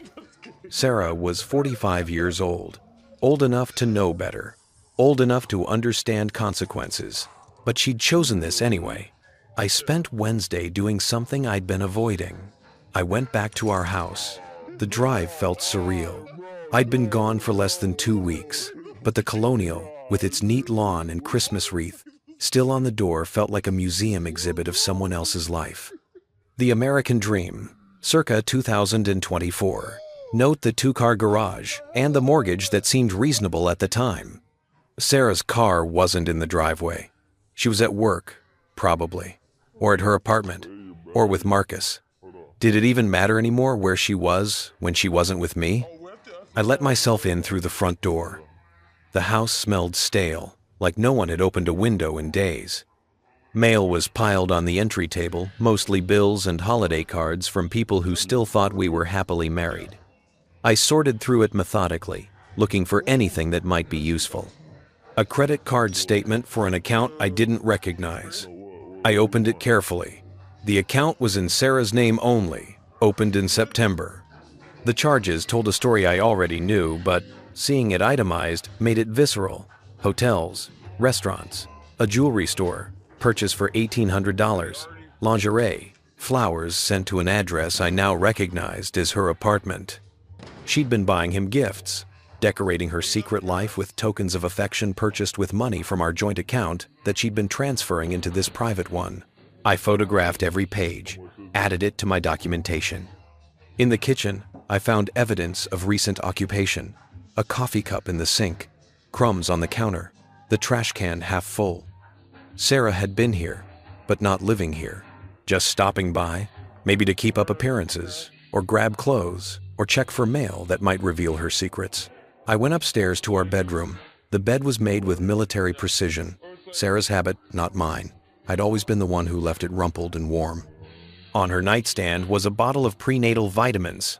The label said they'd been filled 2 weeks ago. 2 weeks. Right around the time I'd heard her in the sunroom, talking to Marcus about the pregnancy. She'd been taking vitamins for a baby that wasn't mine while sleeping in a bed we'd shared for 23 years. The closet told another story. Half of Sarah's professional wardrobe was missing the suits and blouses and designer shoes she wore to impress clients and colleagues. But her casual clothes, her weekend wear, most of that was still here. Like she'd separated her life into public and private, taking only what she needed for the performance of being Marcus's sophisticated partner. I found the lingerie drawer. It was nearly empty, just the practical pieces, sports bras, everyday underwear. All the lace and silk and expensive pieces that used to make me wonder when she'd gotten so fancy, all of that was gone. Moved to her apartment, probably. Worn for someone else's appreciation. I took photos of the empty drawer, added them to my documentation. In the study, my study, really, where I graded papers and planned lessons, I found my desk had been disturbed. Papers I'd left in neat stacks were shuffled. My filing cabinet was slightly open. Sarah had been looking for something. I checked my files. Everything related to our finances was still there, but it had clearly been reviewed. She'd been trying to understand what I knew, what evidence I might have gathered. Too late. I'd already copied everything. The originals were just decoys now. I was about to leave when I heard the front door open. My heart jumped. I wasn't ready for a confrontation. Wasn't prepared to see her face to face after everything I'd learned, but I couldn't hide. This was still my house, too. I walked down the stairs slowly, deliberately, and found Sarah standing in the foyer, frozen in the act of hanging up her coat. She looked terrible. Not physically, she was still beautiful in that polished, professional way, but her eyes were haunted. Dark circles suggested she hadn't been sleeping. Her hand trembled slightly as she lowered it from the coat hook. Michael. My name came out like a question and an accusation at once. Sarah. We stood there, 10 feet apart, and I could see her calculating, trying to decide what approach to take. The crying wife, the angry spouse, the confused victim. She went with concern. I've been so worried. You just disappeared. You won't answer my calls or texts. Your mother won't tell me where you are. What's going on? You know exactly what's going on. I really don't. She took a step closer. You left on Christmas Eve without explanation. You've been hiding ever since. Everyone thinks you're having some kind of breakdown. Is that what you told them? I told them the truth, that you overheard something you didn't understand and ran away before I could explain. The audacity of it, the sheer fucking audacity. What exactly did I misunderstand, Sarah? I kept my voice level, conversational. When you said you were 3 weeks pregnant for your boss, when you told Marcus he was about to be a father, what part of that did I not understand correctly? She paled, actually went white, like I'd slapped her. You heard that? Every word. You and Marcus in the sunroom, planning your announcement, talking about how tired you were of keeping secrets. Michael! She reached for me, and I stepped back. Don't, please. Just let me explain. It's not what you think. Then what is it? I asked. Are you not pregnant? Is it not Marcus's baby? Did you not rent an apartment where you've been living a separate life for the past 4 months? Which part am I confused about? Her eyes widened. How do you know about the apartment? The private credit card? The hotel stays in Boston? The $1,800 you spent on a gift for him? I smiled, and it felt cruel. I know everything, Sarah. Every lie, every charge, every moment you looked me in the eye and chose deception. She was crying now. Real tears, I thought. Though with Sarah, it was always hard to tell what was genuine and what was performance. I never meant to hurt you, she sobbed. It just happened. Marcus and I, we connected on a level I didn't expect.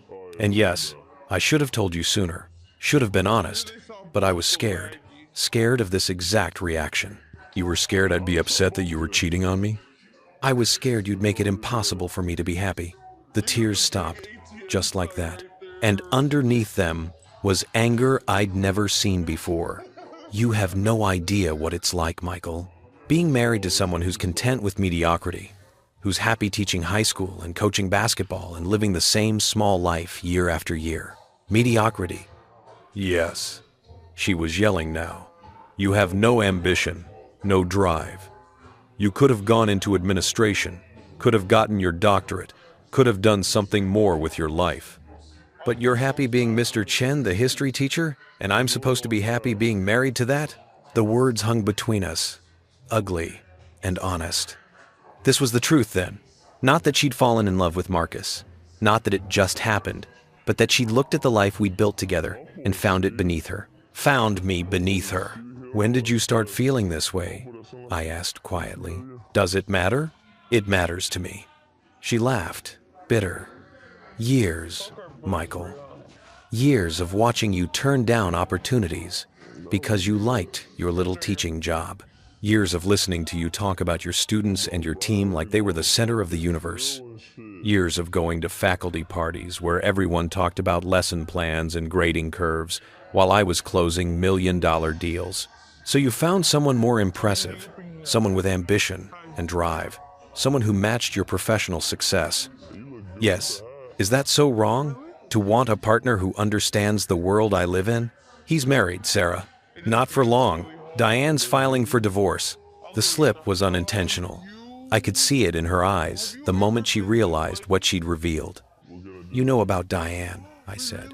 Marcus told me she hired a detective. Found out about us. She's trying to destroy him out of spite. Out of spite? Sarah, he's been married to her for 30 years. He got you pregnant while wearing her wedding ring, and you think she's the one acting out of spite? You don't understand their marriage. It's been over for years. They were just going through the motions. I'd heard that line before. Every cheater's justification. The marriage was already dead. We were just living together. There was no real betrayal because the relationship wasn't real anyway. Never mind that Diane's Facebook showed 30 years of genuine partnership. Never mind that she'd just found out 2 months ago and was still processing the destruction of her entire adult life. What about our marriage? I asked. Was that over too? Or were you just going through the motions with me while building something real with him? Sarah's silence was answer enough. I loved you, I said, and my voice cracked on the past tense. For 23 years, I loved you, and you're standing here telling me it was mediocre, that I was mediocre, that everything we built together wasn't enough, because I was content being a teacher instead of chasing some corporate ladder you think matters. Michael, I'm filing for separation. The words came out steady now. My attorney will contact you next week. We'll divide assets equitably. You'll get your share of the house, the retirement accounts, everything we built together.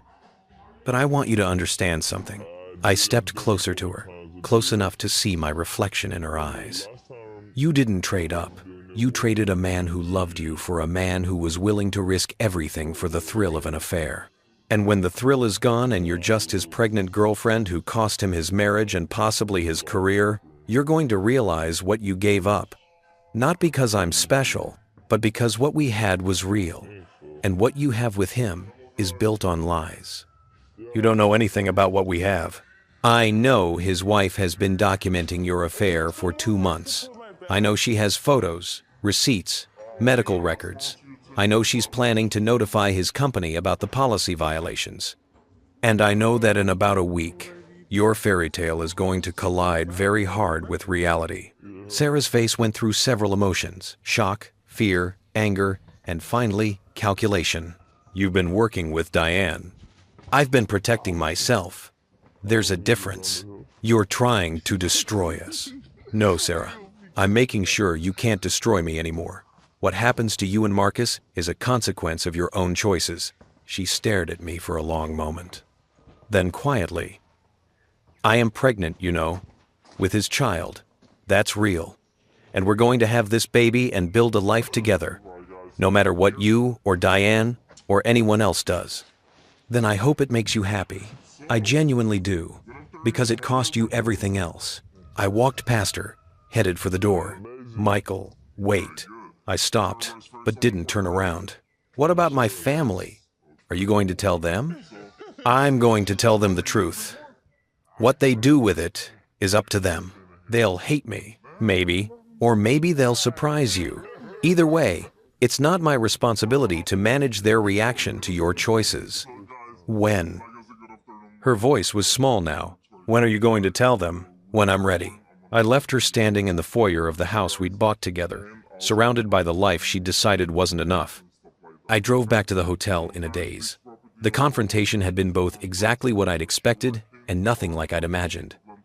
I'd thought seeing her would hurt more, thought hearing her admit the affair would break something fundamental inside me, but instead, I felt liberated.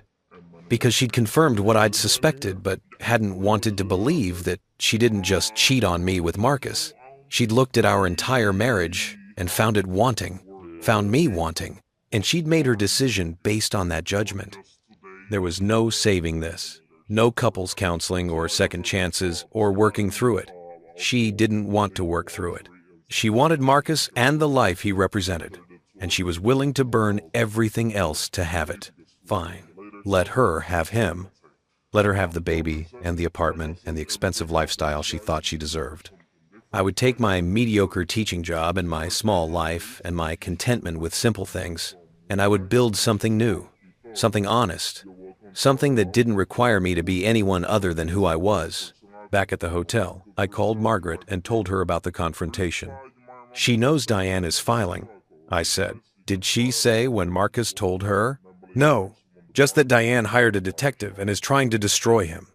Interesting.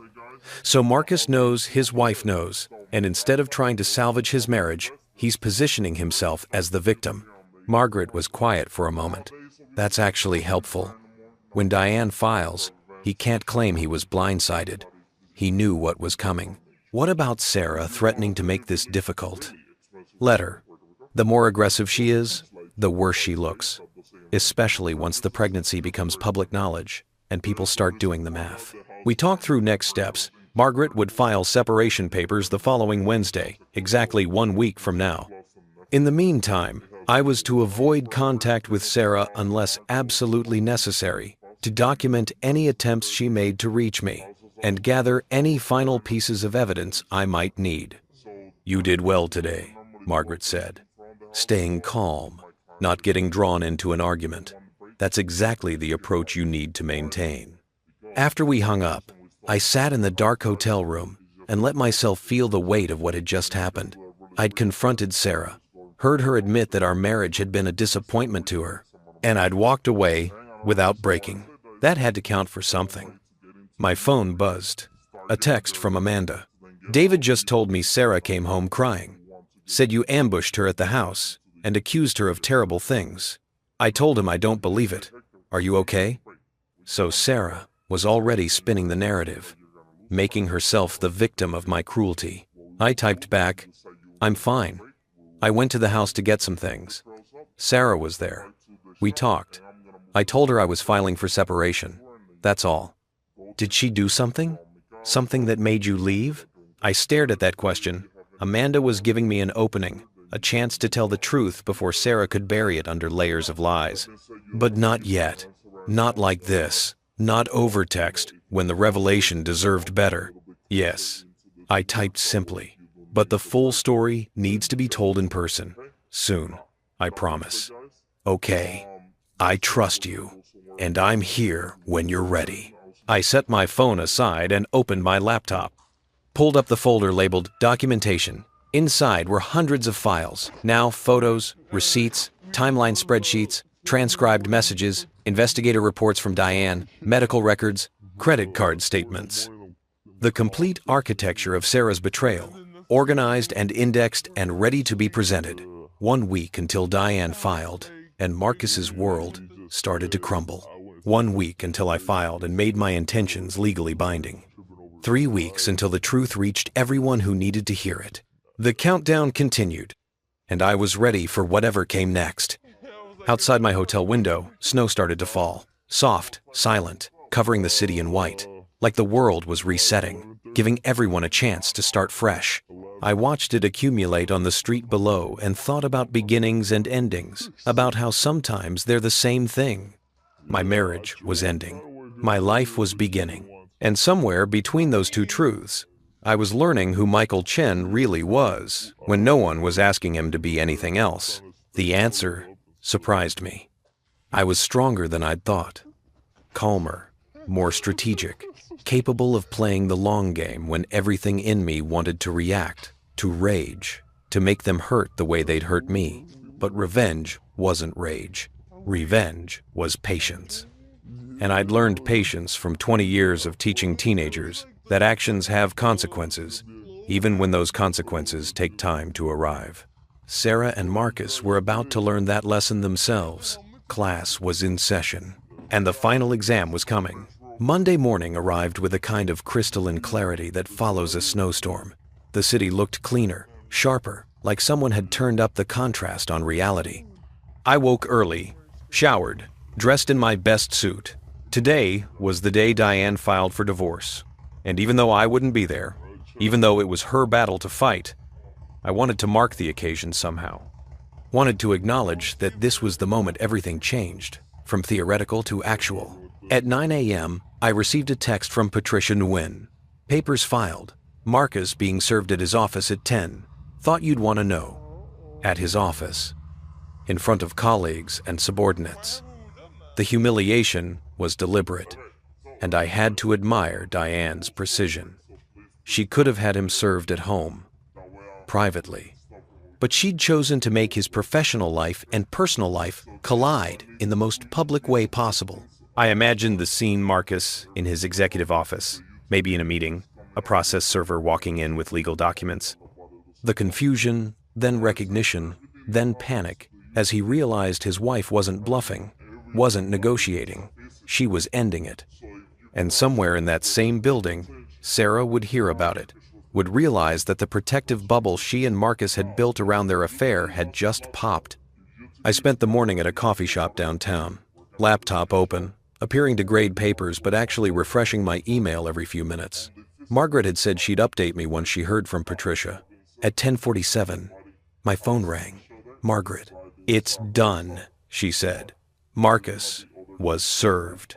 According to Patricia's investigator, who was stationed outside the building, he came out about 20 minutes later, got in his car, and drove to Sarah's apartment. How did they know about the apartment? Diane provided the address. She's been thorough. What happens now? Patricia is sending a letter to Marcus's company this afternoon, outlining the affair, the policy violations, the insurance fraud, adding Sarah as a domestic partner while she was legally married to you. The company will have to investigate. And given Marcus's position, given that Sarah reports directly to him, they're going to have to act. How fast? Corporate investigations move slowly, but this is pretty clear-cut. I'd estimate they'll place both of them on administrative leave by the end of the week while they investigate. Termination will depend on what their employment contracts say. But, she paused, this isn't going to end well for either of them professionally. After we hung up, I sat with that information. By the end of the week, Marcus and Sarah could both be unemployed. Sarah's VP salary, the income she'd been so proud of, the career she'd built, all of it at risk because she couldn't keep her personal and professional lives separate, or because she'd chosen not to. At noon, my phone buzzed with a call from a number I didn't recognize. I almost didn't answer, but something made me pick up. "Michael, it's Robert, Sarah's father." His voice was clipped, angry. "We need to talk." "Hello, Robert." "Don't." "Hello, Robert, me." What the hell is going on? Sarah just called Patricia hysterical, saying that her boss's wife filed for divorce and is making wild accusations about an affair. She says you've been working with this woman to destroy her career.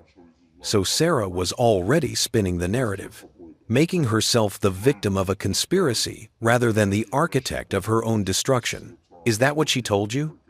She said you've lost your mind, that you've convinced yourself she's having an affair based on some conversation you misunderstood, and now you're trying to ruin her life out of spite. And you believe her? "I believe my daughter is in distress, and her husband abandoned her at Christmas. I believe you owe us an explanation." The anger in his voice was real. He genuinely thought I was the villain here, that I'd manufactured this crisis to hurt Sarah for some imagined slight. "Robert, has Sarah told you she's pregnant?" Silence. Long enough that I thought he might have hung up. What? Has Sarah told you she's 3 weeks pregnant? That she's been seeing her boss, Marcus Westfield, since August? That she rented an apartment so they could meet without anyone knowing? That she's been using our joint account to finance the affair while telling me she was working late? That's absurd. Sarah wouldn't. I have bank statements, credit card receipts, photos from a private investigator, medical records showing she's listed as Marcus's domestic partner on his insurance. And I have witnesses who heard her talking about the pregnancy on Christmas Eve, planning to announce it at your dinner table. More silence. Why would she do that? Why would she risk everything for... You'd have to ask her. But Robert, I'm not the one who's lying. I'm not the one who destroyed our marriage. I'm just the one who's refusing to pretend it didn't happen. If this is true, his voice had lost some of its certainty. If even half of what you're saying is true, then why didn't you tell us? Why just disappear? Because it wasn't my story to tell. Because I needed time to process what my wife had done before I had to manage everyone else's reactions. And because Sarah should have been the one to tell you the truth, not me. I could hear him breathing on the other end of the line, processing, recalculating. Send me the evidence, he said finally. What? If you have proof of what you're claiming, send it to me. I need to see it with my own eyes. Robert, send it, Michael. Because if you're telling the truth, then my daughter has been lying to all of us. And if you're lying, then I'm going to make sure everyone knows what kind of man you really are. The threat was clear, but so was the opening he was giving me. I'll send you what I have. But Robert, when you see it, when you realize I'm telling the truth, please remember that I didn't want any of this. I wanted a marriage, a partner, a life. Sarah's the one who chose differently. Just send the evidence. He hung up. I sat in the coffee shop, my heart pounding, and considered what I was about to do. Once I sent Robert those files, there was no taking it back. Sarah's family would know. The judgment would fall. And whatever relationship I had left with any of them would be filtered through the lens of Sarah's betrayal. But he'd asked for the truth, and I'd promised myself I would tell it. I created a new folder, selected the most damning evidence, bank statements showing the apartment payments, credit card charges from hotels and restaurants, photos from Diane's investigator showing Sarah and Marcus together, the insurance documents proving she was listed as his domestic partner. I left out anything too personal, too intimate, just the facts. I wrote a brief email. Robert, attached is the documentation you requested. I've included financial records, photographs, and official documents. Everything is dated and verified. I know this is painful to see. I know you want to believe Sarah wouldn't do this. I wanted to believe it too. But the evidence speaks for itself. I'm filing for legal separation this Wednesday. My attorney will handle all communication going forward. But I wanted you to hear the truth from me first, since you asked. I'm sorry it came to this. Michael. I attached the files and hit send before I could second-guess myself. 3 minutes later, my phone rang again. David this time. Dad just forwarded me your email, he said without preamble. Tell me it's not real. Tell me you fabricated this somehow. I didn't fabricate anything. Jesus Christ, Michael. His voice cracked. How long have you known? I overheard her on Christmas Eve, talking to Marcus about the pregnancy. I've been documenting everything since then. And you didn't think to tell me? To tell any of us? Would you have believed me without evidence? Or would you have done exactly what Robert did? Assumed I was crazy or lying or having a breakdown? He didn't answer. Because we both knew the truth. Amanda was right, he said finally. She kept saying something didn't add up. That Sarah's story about you being paranoid didn't make sense. I told her she was being ridiculous. Amanda has good instincts. She's going to say, I told you so for the rest of our lives. A pause. How are you doing? Really? The question surprised me. In all of this, almost no one had asked how I was doing. Just demanded explanations. Accused me of overreacting. Questioned my version of events. I'm surviving, I said honestly. Taking it one day at a time. For what it's worth, I'm sorry. I'm sorry she did this to you. I'm sorry we didn't believe you. I'm sorry it took photographic evidence to convince us you weren't the problem. You're her brother. I understand. Yeah, well, right now I'm not feeling very brotherly. I'm feeling like my sister is a stranger, and I don't know who she's been for the past few months. Another pause. Amanda's pregnant. Did she tell you? She did. Congratulations. We were going to announce it at Christmas, but Sarah was acting so weird, and then you disappeared, and Amanda said it didn't feel right to make it about us when something was clearly wrong. Now I know why. Don't let Sarah's choices take away from your joy. You and Amanda deserve to celebrate. Thanks, man. His voice was rough. Listen, I know things are going to get messy. The divorce, the lawyers, all of it. But you're still family to me, okay? Whatever happens with Sarah, that doesn't change. The words hit harder than I expected. I'd been braced for rejection, for Sarah's family to close ranks around her. Having David explicitly choose to maintain our relationship meant more than I could articulate. That means a lot, I managed. After we hung up, I checked my email. Robert had replied to my message with 2 words. Call me. I did. I'm looking at these photos, he said when he answered. His voice sounded older than I'd ever heard it. My daughter, with a married man, looking at him the way she used to look at you. I'm sorry, Robert. Don't apologize to me. You're not the one who should be apologizing. A long breath. Patricia is devastated. She keeps saying she raised Sarah better than this, that we must have failed somewhere as parents. This isn't about how Sarah was raised. This is about choices she made as an adult. Is she really pregnant? According to the medical records Diane obtained, yes, due in August. And she was going to tell us on Christmas Eve? With you standing right there, let us think it was yours? That's what it sounded like when I overheard her planning it with Marcus. Jesus Christ. The profanity sounded wrong coming from Robert, who prided himself on old-fashioned manners. What kind of person does that? I didn't have an answer. Michael, I need you to know something, Robert continued. I said some harsh things to you earlier, accused you of lying, of trying to hurt Sarah. I was wrong. I'm sorry. You were protecting your daughter. I understand. No, I was being a stubborn old fool who assumed his daughter could do no wrong. Patricia always said I put Sarah on a pedestal, that it wasn't healthy. I thought she was being overcritical. Turns out, she was right. We talked for another 20 minutes. He asked questions about the timeline, the apartment, the money Sarah had spent. Each answer seemed to age him further, like he was watching his daughter transform from the person he thought he knew into someone unrecognizable. What happens now? He asked finally. I file for separation on Wednesday. The divorce process starts. Sarah and I divide our assets and move on with our lives. And the baby? That's Sarah's responsibility, not mine. Cold words from a man who wanted children. We tried for 5 years, I said quietly. 5 years of disappointment and tests and treatments that went nowhere. Sarah said she was okay with it being just us. Said we'd build a different kind of life. And now she's pregnant with someone else's child within months of deciding she wanted more than what I could give her. I didn't know you'd tried for children. Sarah didn't want anyone to know. Said it was private. Guess she had her reasons for keeping that quiet. Robert was silent for a long moment. I'm going to talk to her, make her explain herself. And Michael, whatever you need during this process. A place to stay, someone to talk to, help with legal costs, you ask. Your family. That hasn't changed.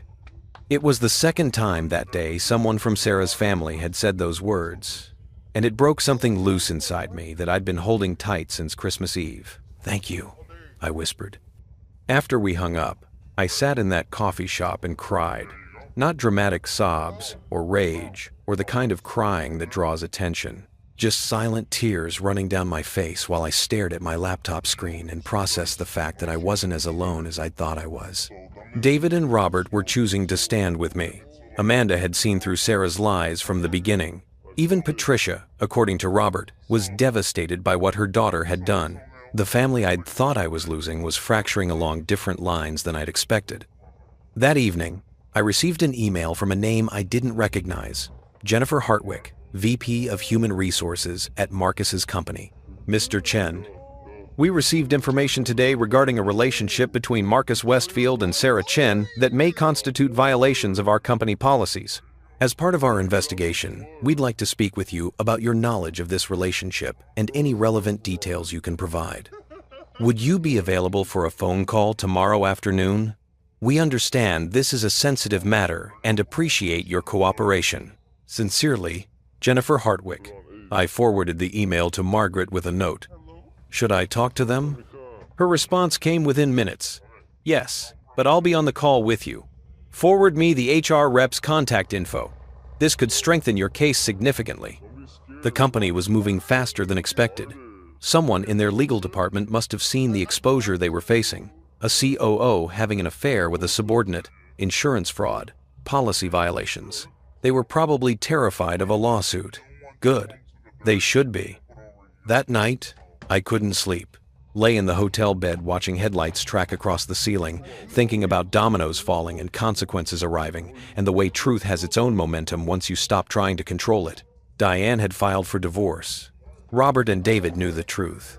The company was investigating, and in 2 days, I would file my separation papers and make my intentions legally binding. The storm I'd been watching gather on the horizon was finally here.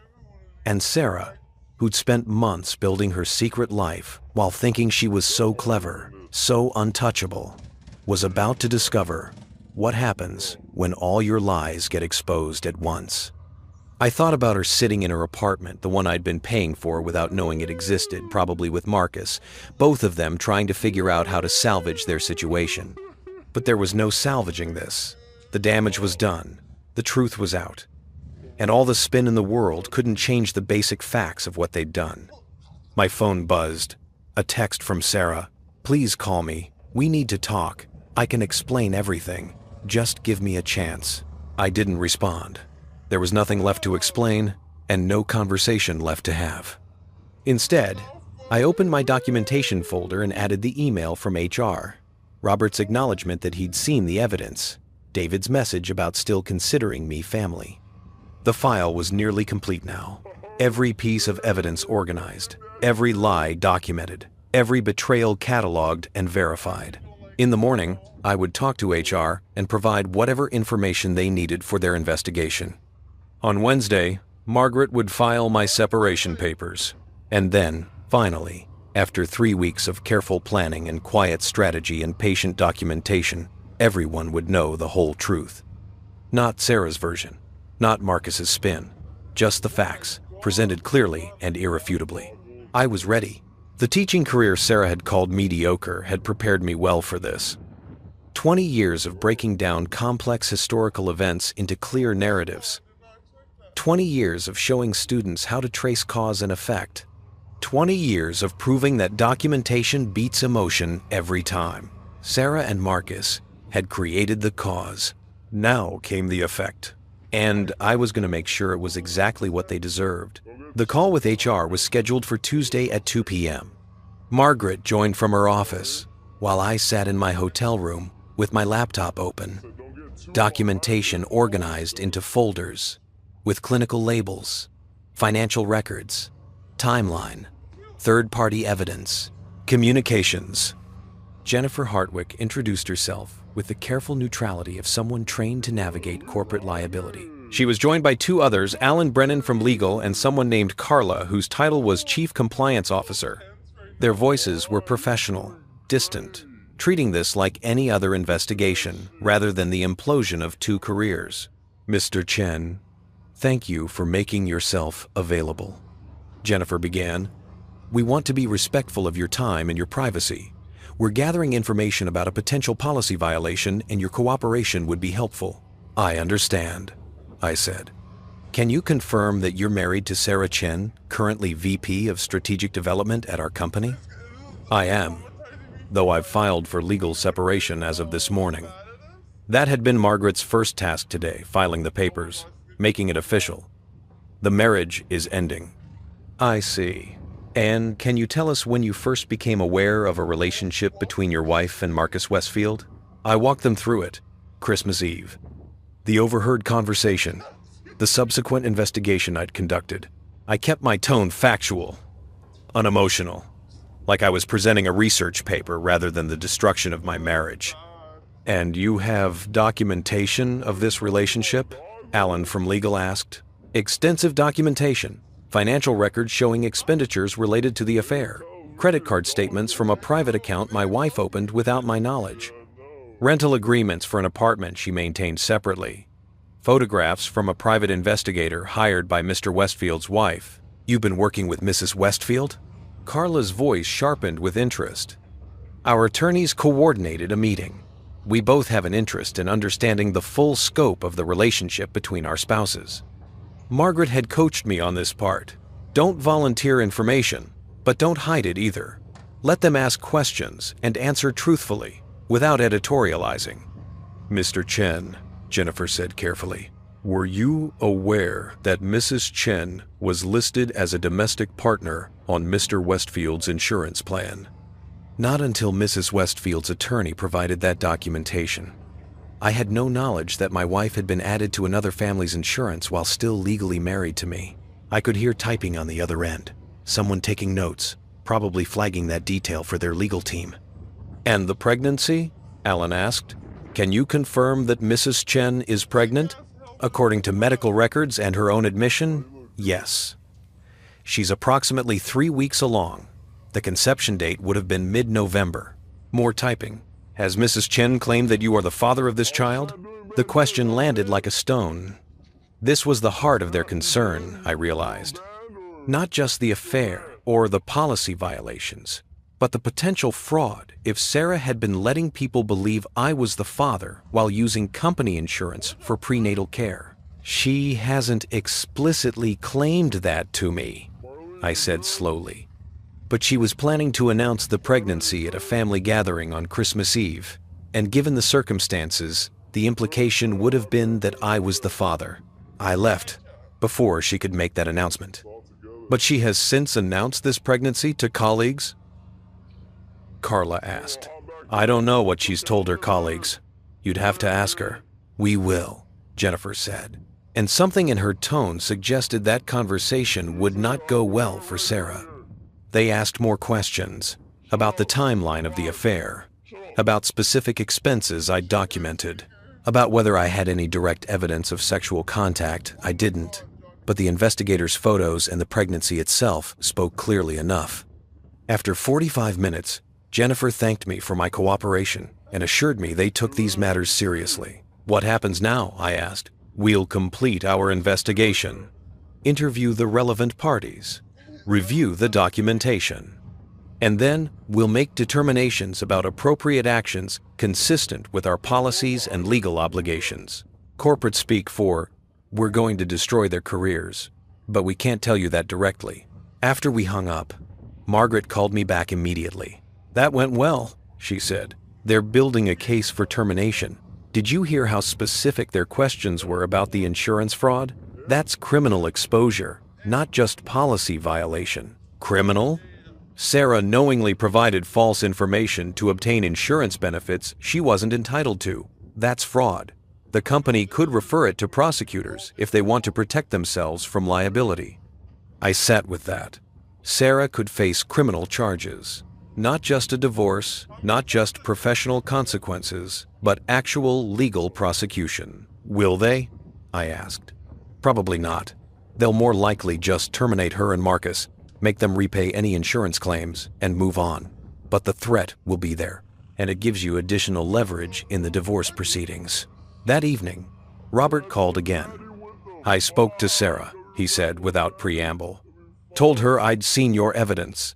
Asked her to explain herself. And?" She cried. "Said you'd taken everything out of context. That yes, she'd gotten close to Marcus, but it wasn't what it looked like. That the pregnancy was complicated, and I wouldn't understand." He paused. Then I asked her point blank, "Whose baby are you carrying?" And she couldn't answer me, Michael. Just cried harder and said I was being cruel. "I'm sorry you had to do that." "Don't be. I'm her father. It's my job to hold her accountable, even when it's painful." A heavy breath. "Patricia is insisting we stage some kind of intervention, get everyone together and force Sarah to tell the truth." I told her, absolutely not. The last thing we need is more family drama while this is all playing out legally. Probably wise. David told Amanda everything. She apparently said, I knew it about 40 times. Now she's worried about stress affecting her pregnancy and won't talk to Sarah at all. The ripples were spreading. Sarah's betrayal wasn't just destroying her marriage, it was fracturing her entire family support system. How's Patricia handling it, I asked. She's in denial, keeps saying there must be some explanation, that Sarah wouldn't throw away her marriage and her integrity for an affair. I showed her the photos, and his voice cracked. She just stared at them and said, that's not my daughter. Like if she doesn't acknowledge it, it won't be real. I understood that impulse. I'd done the same thing in the beginning, trying to find explanations that made Sarah less culpable, less deliberately cruel. Give her time, I said. The truth has a way of becoming undeniable. Michael, I need to ask you something. Robert's voice shifted, became more formal. When all this is over, when the divorce is final, and Sarah moves on with her life, are you going to be okay? The question surprised me. Eventually, I think so. You deserve better than what she did to you. You know that, right? You're a good man, a kind man, and she took advantage of that. I'm learning not to see kindness as a weakness. It's not a weakness. It's a strength she didn't deserve. After we hung up, I sat in the hotel room and thought about kindness and strength and the difference between being patient and being a doormat. I'd spent 23 years being patient with Sarah, patient with her long hours, her ambition, her need for professional success. I'd thought that patience was love, that supporting her career was what a good husband did. But there was a line between support and enabling, between patience and allowing yourself to be taken for granted. Sarah had crossed that line, and I'd been too kind to notice. Wednesday morning, I woke to an email from Margaret. Separation papers filed. Sarah will be served today. Are you prepared for the response? I typed back, as prepared as I can be. At 11:30 a.m., my phone started ringing. Sarah's number. I declined the call. She called 6 more times in rapid succession, each one going to voicemail. I didn't listen to the messages. Then came the texts. You filed for separation without even trying to work this out. After 23 years, I deserve a conversation at least. This is so typical of you, Michael. Running away instead of fighting for us. You're gonna regret this. I promise you that. Answer your phone. I forwarded all of them to Margaret with a note. Evidence of harassment? Her response? Keep them coming. The more aggressive she gets, the worse she looks. At 2 p.m., David texted, Sarah just called me sobbing. Said you served her with divorce papers at work, in front of everyone, deliberately humiliating her. Please tell me that's not true. I called him. She was served at work? I asked. That's what she said. Process server showed up at her office. Everyone saw. She's mortified.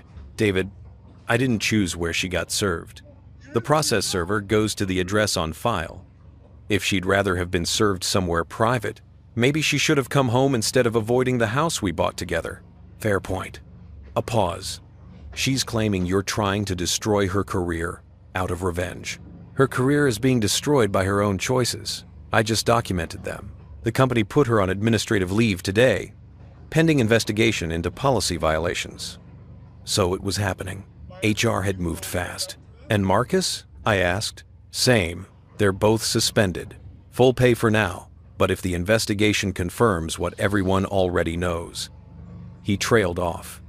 This is really happening, isn't it? She's really going to lose everything. She made her choices. These are the consequences. I know. I keep remembering my little sister, the one who used to follow me around when we were kids, who wanted to be a lawyer because she thought she could change the world, who was so excited when she met you because she'd finally found someone who believed in her. His voice was heavy with grief for the sister he'd thought he knew. What happened to her, he asked. When did she become someone who could do this? I don't know, David. Maybe she was always capable of it, and we just didn't want to see. That night, alone in my hotel room, I let myself think about that question. When had Sarah changed? Or had she always been this person ambitious to the point of ruthlessness, willing to sacrifice anything for what she wanted, capable of compartmentalizing betrayal into something justified? I thought about our early years, how driven she'd been even then, how single-minded about her career. I'd admired that about her, the clarity of her goals.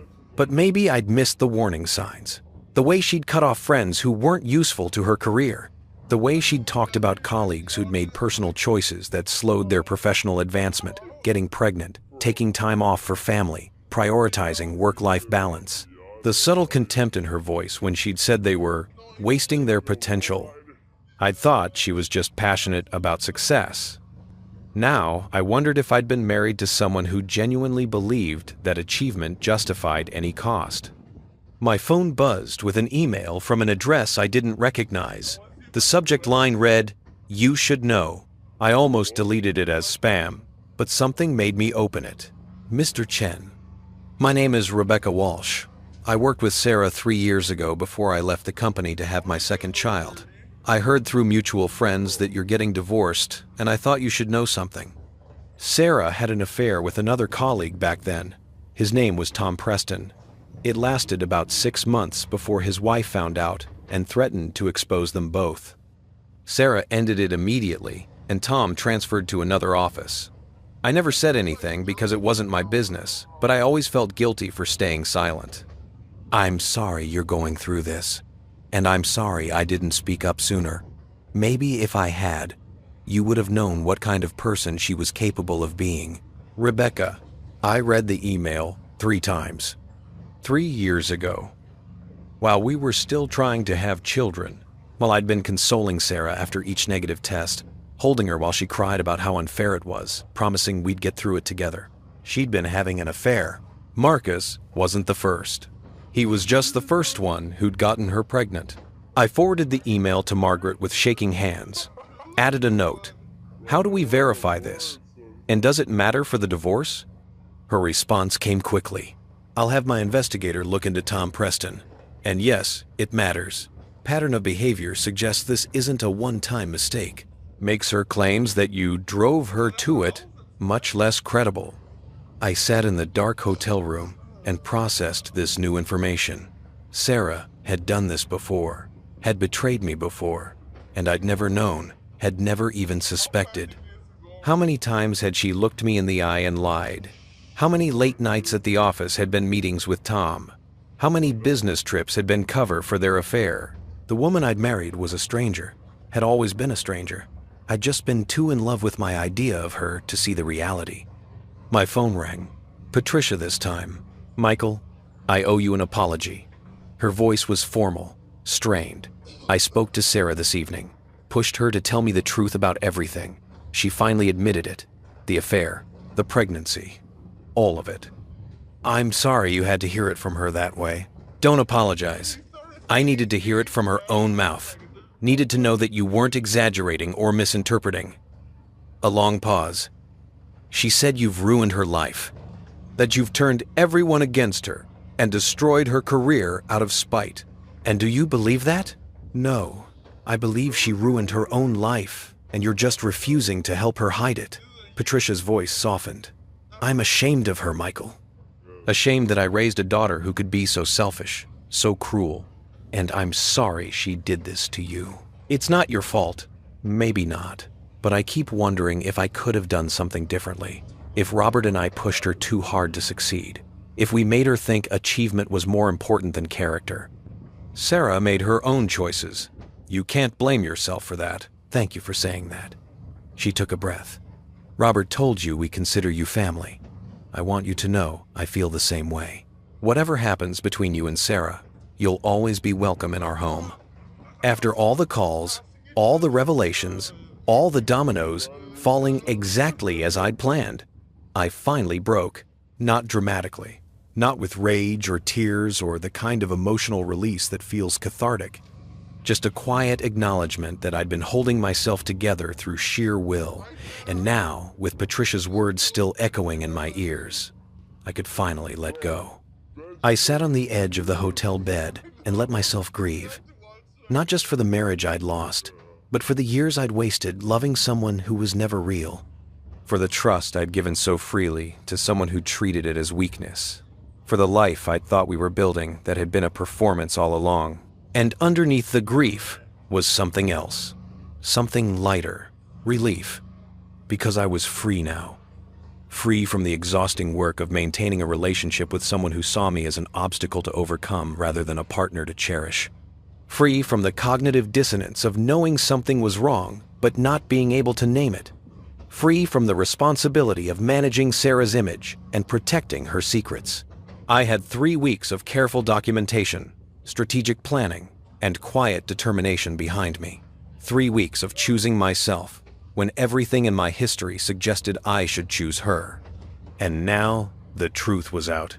Not all of it there were still revelations to come, still people who needed to understand the full scope of what Sarah had done. But the foundation was laid, the evidence was compiled, the allies were positioned.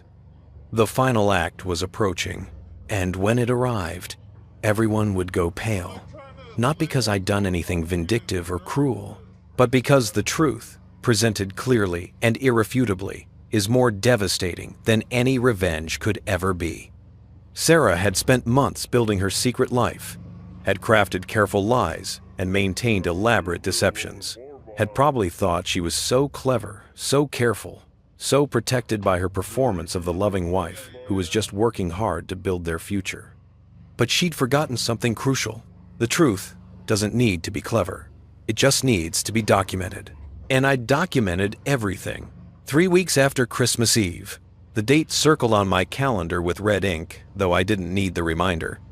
Every morning I'd counted down, watching the investigation unfold, the dominoes fall, the carefully constructed lies crumble under the weight of documentation.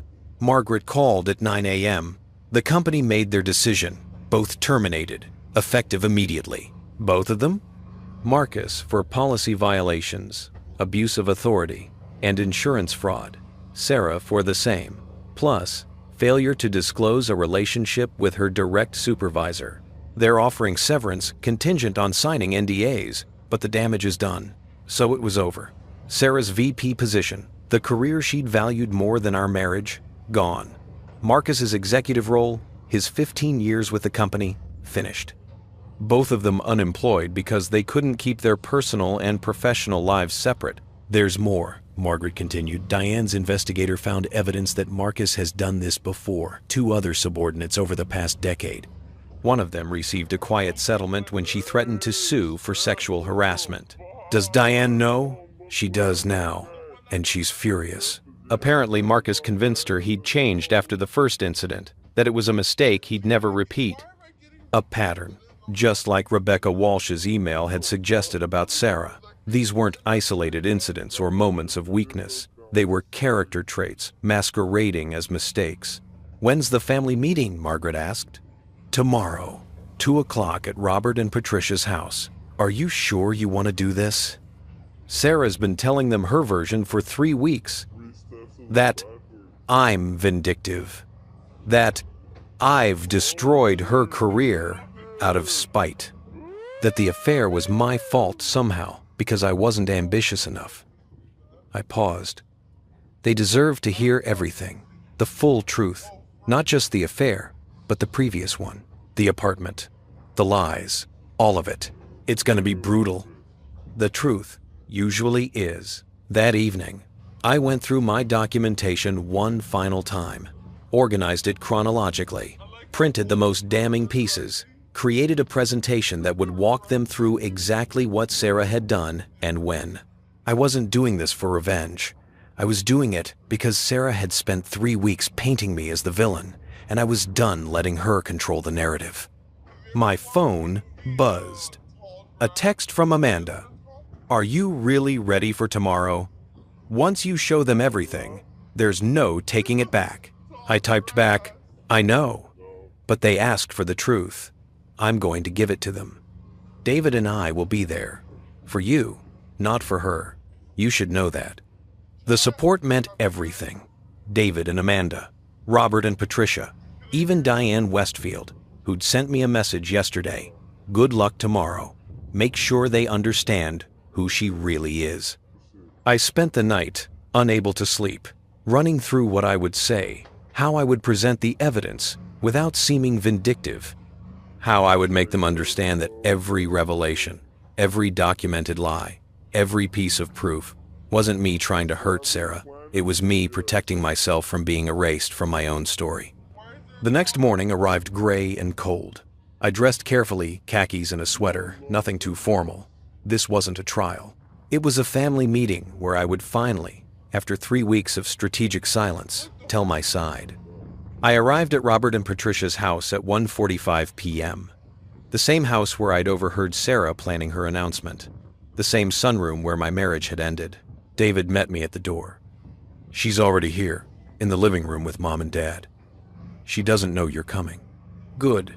We walked through the foyer together.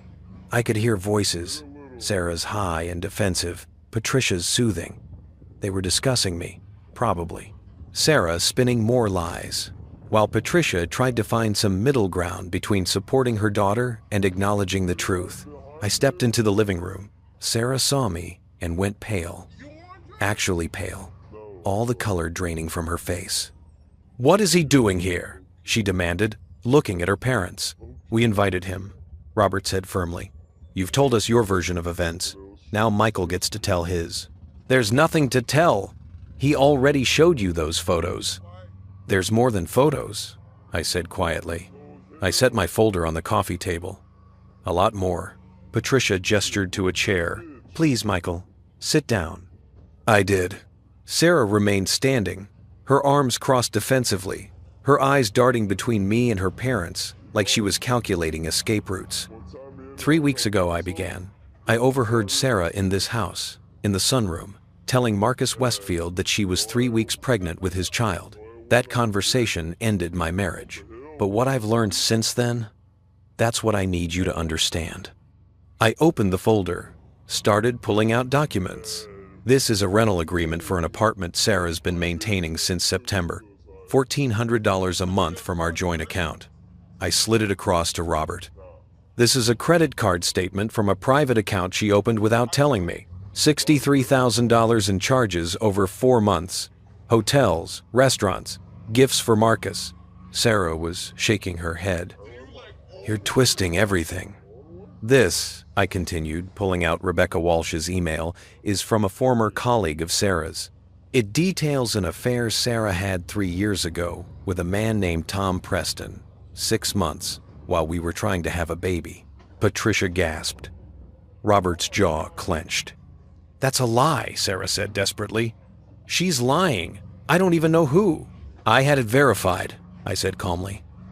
"Tom Preston confirmed it. He's willing to provide a statement, if necessary." I laid out more evidence. The insurance fraud, the pattern of deception, the financial records showing she'd been siphoning money from our joint account for months. And finally, the timeline, the complete, documented timeline of every lie, every betrayal, every moment she'd looked me in the eye and chosen deception. When I finished, the room was silent. Sarah was crying, but they were angry tears now, not sad ones. "You had no right." "I had every right," I said quietly. "You were rewriting history, making me the villain. I just made sure they knew the truth. You were rewriting history. I had every right. I just made sure they knew the truth." Robert stood, his face harder than I'd ever seen it. "Sarah, I think you should leave." "Dad, leave. Now. Before I say something I can't take back." She looked at her mother. Patricia was staring at the documents spread across the coffee table, her expression shattered. "Mom?" Patricia didn't look up.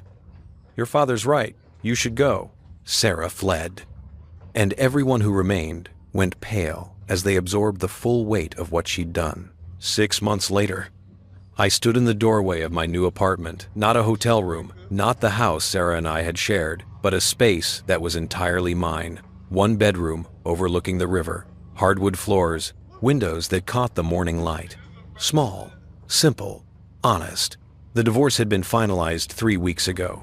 The judge had sided with me on almost every point. Sarah was required to reimburse me for the apartment expenses, the affair-related charges, all of it. The house was sold, assets divided. She got her share, but it was considerably less than she would have received if she hadn't dissipated marital funds on her affair. Marcus's divorce from Diane had been even more brutal. She'd gotten the estate, most of the retirement accounts, and a settlement that would keep her comfortable for life. Marcus was living in a modest condo, unemployed, facing the reality that no company would touch an executive with his track record. Sarah had the baby 3 weeks ago, a girl. I knew this only because David had mentioned it in passing, careful not to give me details I hadn't asked for. She was living with her parents, unemployed, a single mother at 45, trying to explain to her daughter someday why her father wasn't around. Marcus had signed away his parental rights. Apparently, fatherhood lost its appeal when it came with actual responsibility instead of just the romantic fantasy of starting over with someone younger. I didn't feel satisfaction at their downfall, just a quiet sense that consequences had landed where they belonged. My phone buzzed. A text from Amanda. "Dinner tonight? We want to show you the nursery." Amanda and David had had their baby boy 2 months ago. They'd asked me to be godfather. I'd cried when they asked, understanding that they were choosing to keep me in their family despite everything. I texted back, "I'll be there at 6. The truth had changed my relationship with Sarah's family, but not destroyed it. Robert called me every few weeks, checking in. Patricia had apologized so many times I'd finally had to tell her gently that she could stop. Sarah's choices weren't her fault. David and Amanda had become closer friends than they'd ever been when I was married to Sarah. Sometimes tragedy reveals who your real family is. I walked to the window and looked out at the river. 6 months ago, I'd been sitting in a hotel room, documenting betrayal, planning strategy, preparing for war. Now I was standing in my own space, starting over, choosing peace. Margaret had called last week with news that Sarah was considering writing a book, her side of the story. She wanted to paint herself as the victim of a controlling husband and a predatory boss, caught between 2 men who wouldn't let her make her own choices. "Let her write it," I told Margaret. "The truth is documented. Anyone who wants to fact-check her narrative will find 47 bank statements that tell a different story." The doorbell rang. I opened it to find a delivery person with a package. "Michael Chen? That's me." He handed me a large envelope. I signed for it and carried it inside. Curious. The return address was Diane Westfield's attorney's office. Inside was a letter and a check. "Michael, the settlement with Marcus is final. As we discussed, I wanted you to have this half of what he paid for insurance fraud and misuse of company benefits. Your documentation made my case airtight, and I wanted to acknowledge that. More importantly, I wanted to thank you, not just for the evidence, but for showing me that responding to betrayal with strategy instead of emotion is possible. You handled everything with such grace and dignity. It gave me a model to follow. I'm moving to the coast, buying a small house with a garden, starting over at 53. If you ever find yourself out that way, dinner's on me. With gratitude, Diane." The check was for $75,000. I stared at it, then at her letter, and felt something shift. This money, Sarah's betrayal, transformed into opportunity. I could pay off my car, put a down payment on this apartment instead of renting, start a college fund for David and Amanda's son, turn consequences into new beginnings. That evening, sitting in David and Amanda's living room, holding their sleeping son, I felt something I hadn't felt in months. Content. "You look different," Amanda observed. "Lighter. I feel lighter." "Any interest in dating yet?" David asked. "Because Amanda has like 6 friends she wants to set you up with." "David!" Amanda smacked his arm. I laughed. "Maybe eventually. Right now, I'm just learning to enjoy my own company." "That's healthy," Amanda said. Sarah never could be alone. Always needed validation from someone. It was true. Sarah had jumped from me to Marcus so seamlessly because she'd never learned to exist without external validation, without someone telling her she was extraordinary. I'd spent 6 months learning that I didn't need anyone to tell me I was enough. I just needed to believe it myself. Later, driving home through the summer evening, I thought about Christmas Eve. About standing in that sunroom doorway, hearing words that ended my marriage. About the choice I'd made to leave quietly instead of confronting her. To document instead of react. To wait instead of explode. That choice had saved me. Not from pain, I'd felt plenty of that, but from becoming someone I wasn't. From letting betrayal transform me into someone bitter and broken. I'd chosen differently. And that choice had led me here to a new apartment, new friendships, a new understanding of what I deserved. I pulled into my parking space and sat in the car for a moment, watching the river flow past, constant and unchanging. Sarah had called me mediocre, said my life was small. She'd been wrong. My life was intentional, built on truth instead of performance, rich with genuine relationships instead of transactional ones, grounded in character instead of achievement. And when I walked into my apartment that night, my space, my fresh start, my honest foundation, I understood something fundamental. The best revenge isn't destroying someone who hurt you. It's building a life so honest, so genuine, so true that their betrayal becomes irrelevant. Sarah and Marcus had their consequences, their careers gone, their reputations damaged, their fantasy exposed as the destructive selfishness it had always been. I had something better. I had myself back. And 3 weeks after Christmas, when everyone had gone pale learning the truth, I discovered that freedom doesn't come from someone else's downfall. It comes from choosing integrity when betrayal gives you every excuse to abandon it. I'd made that choice, and I would make it again every single day. Because that's not mediocrity, that's strength.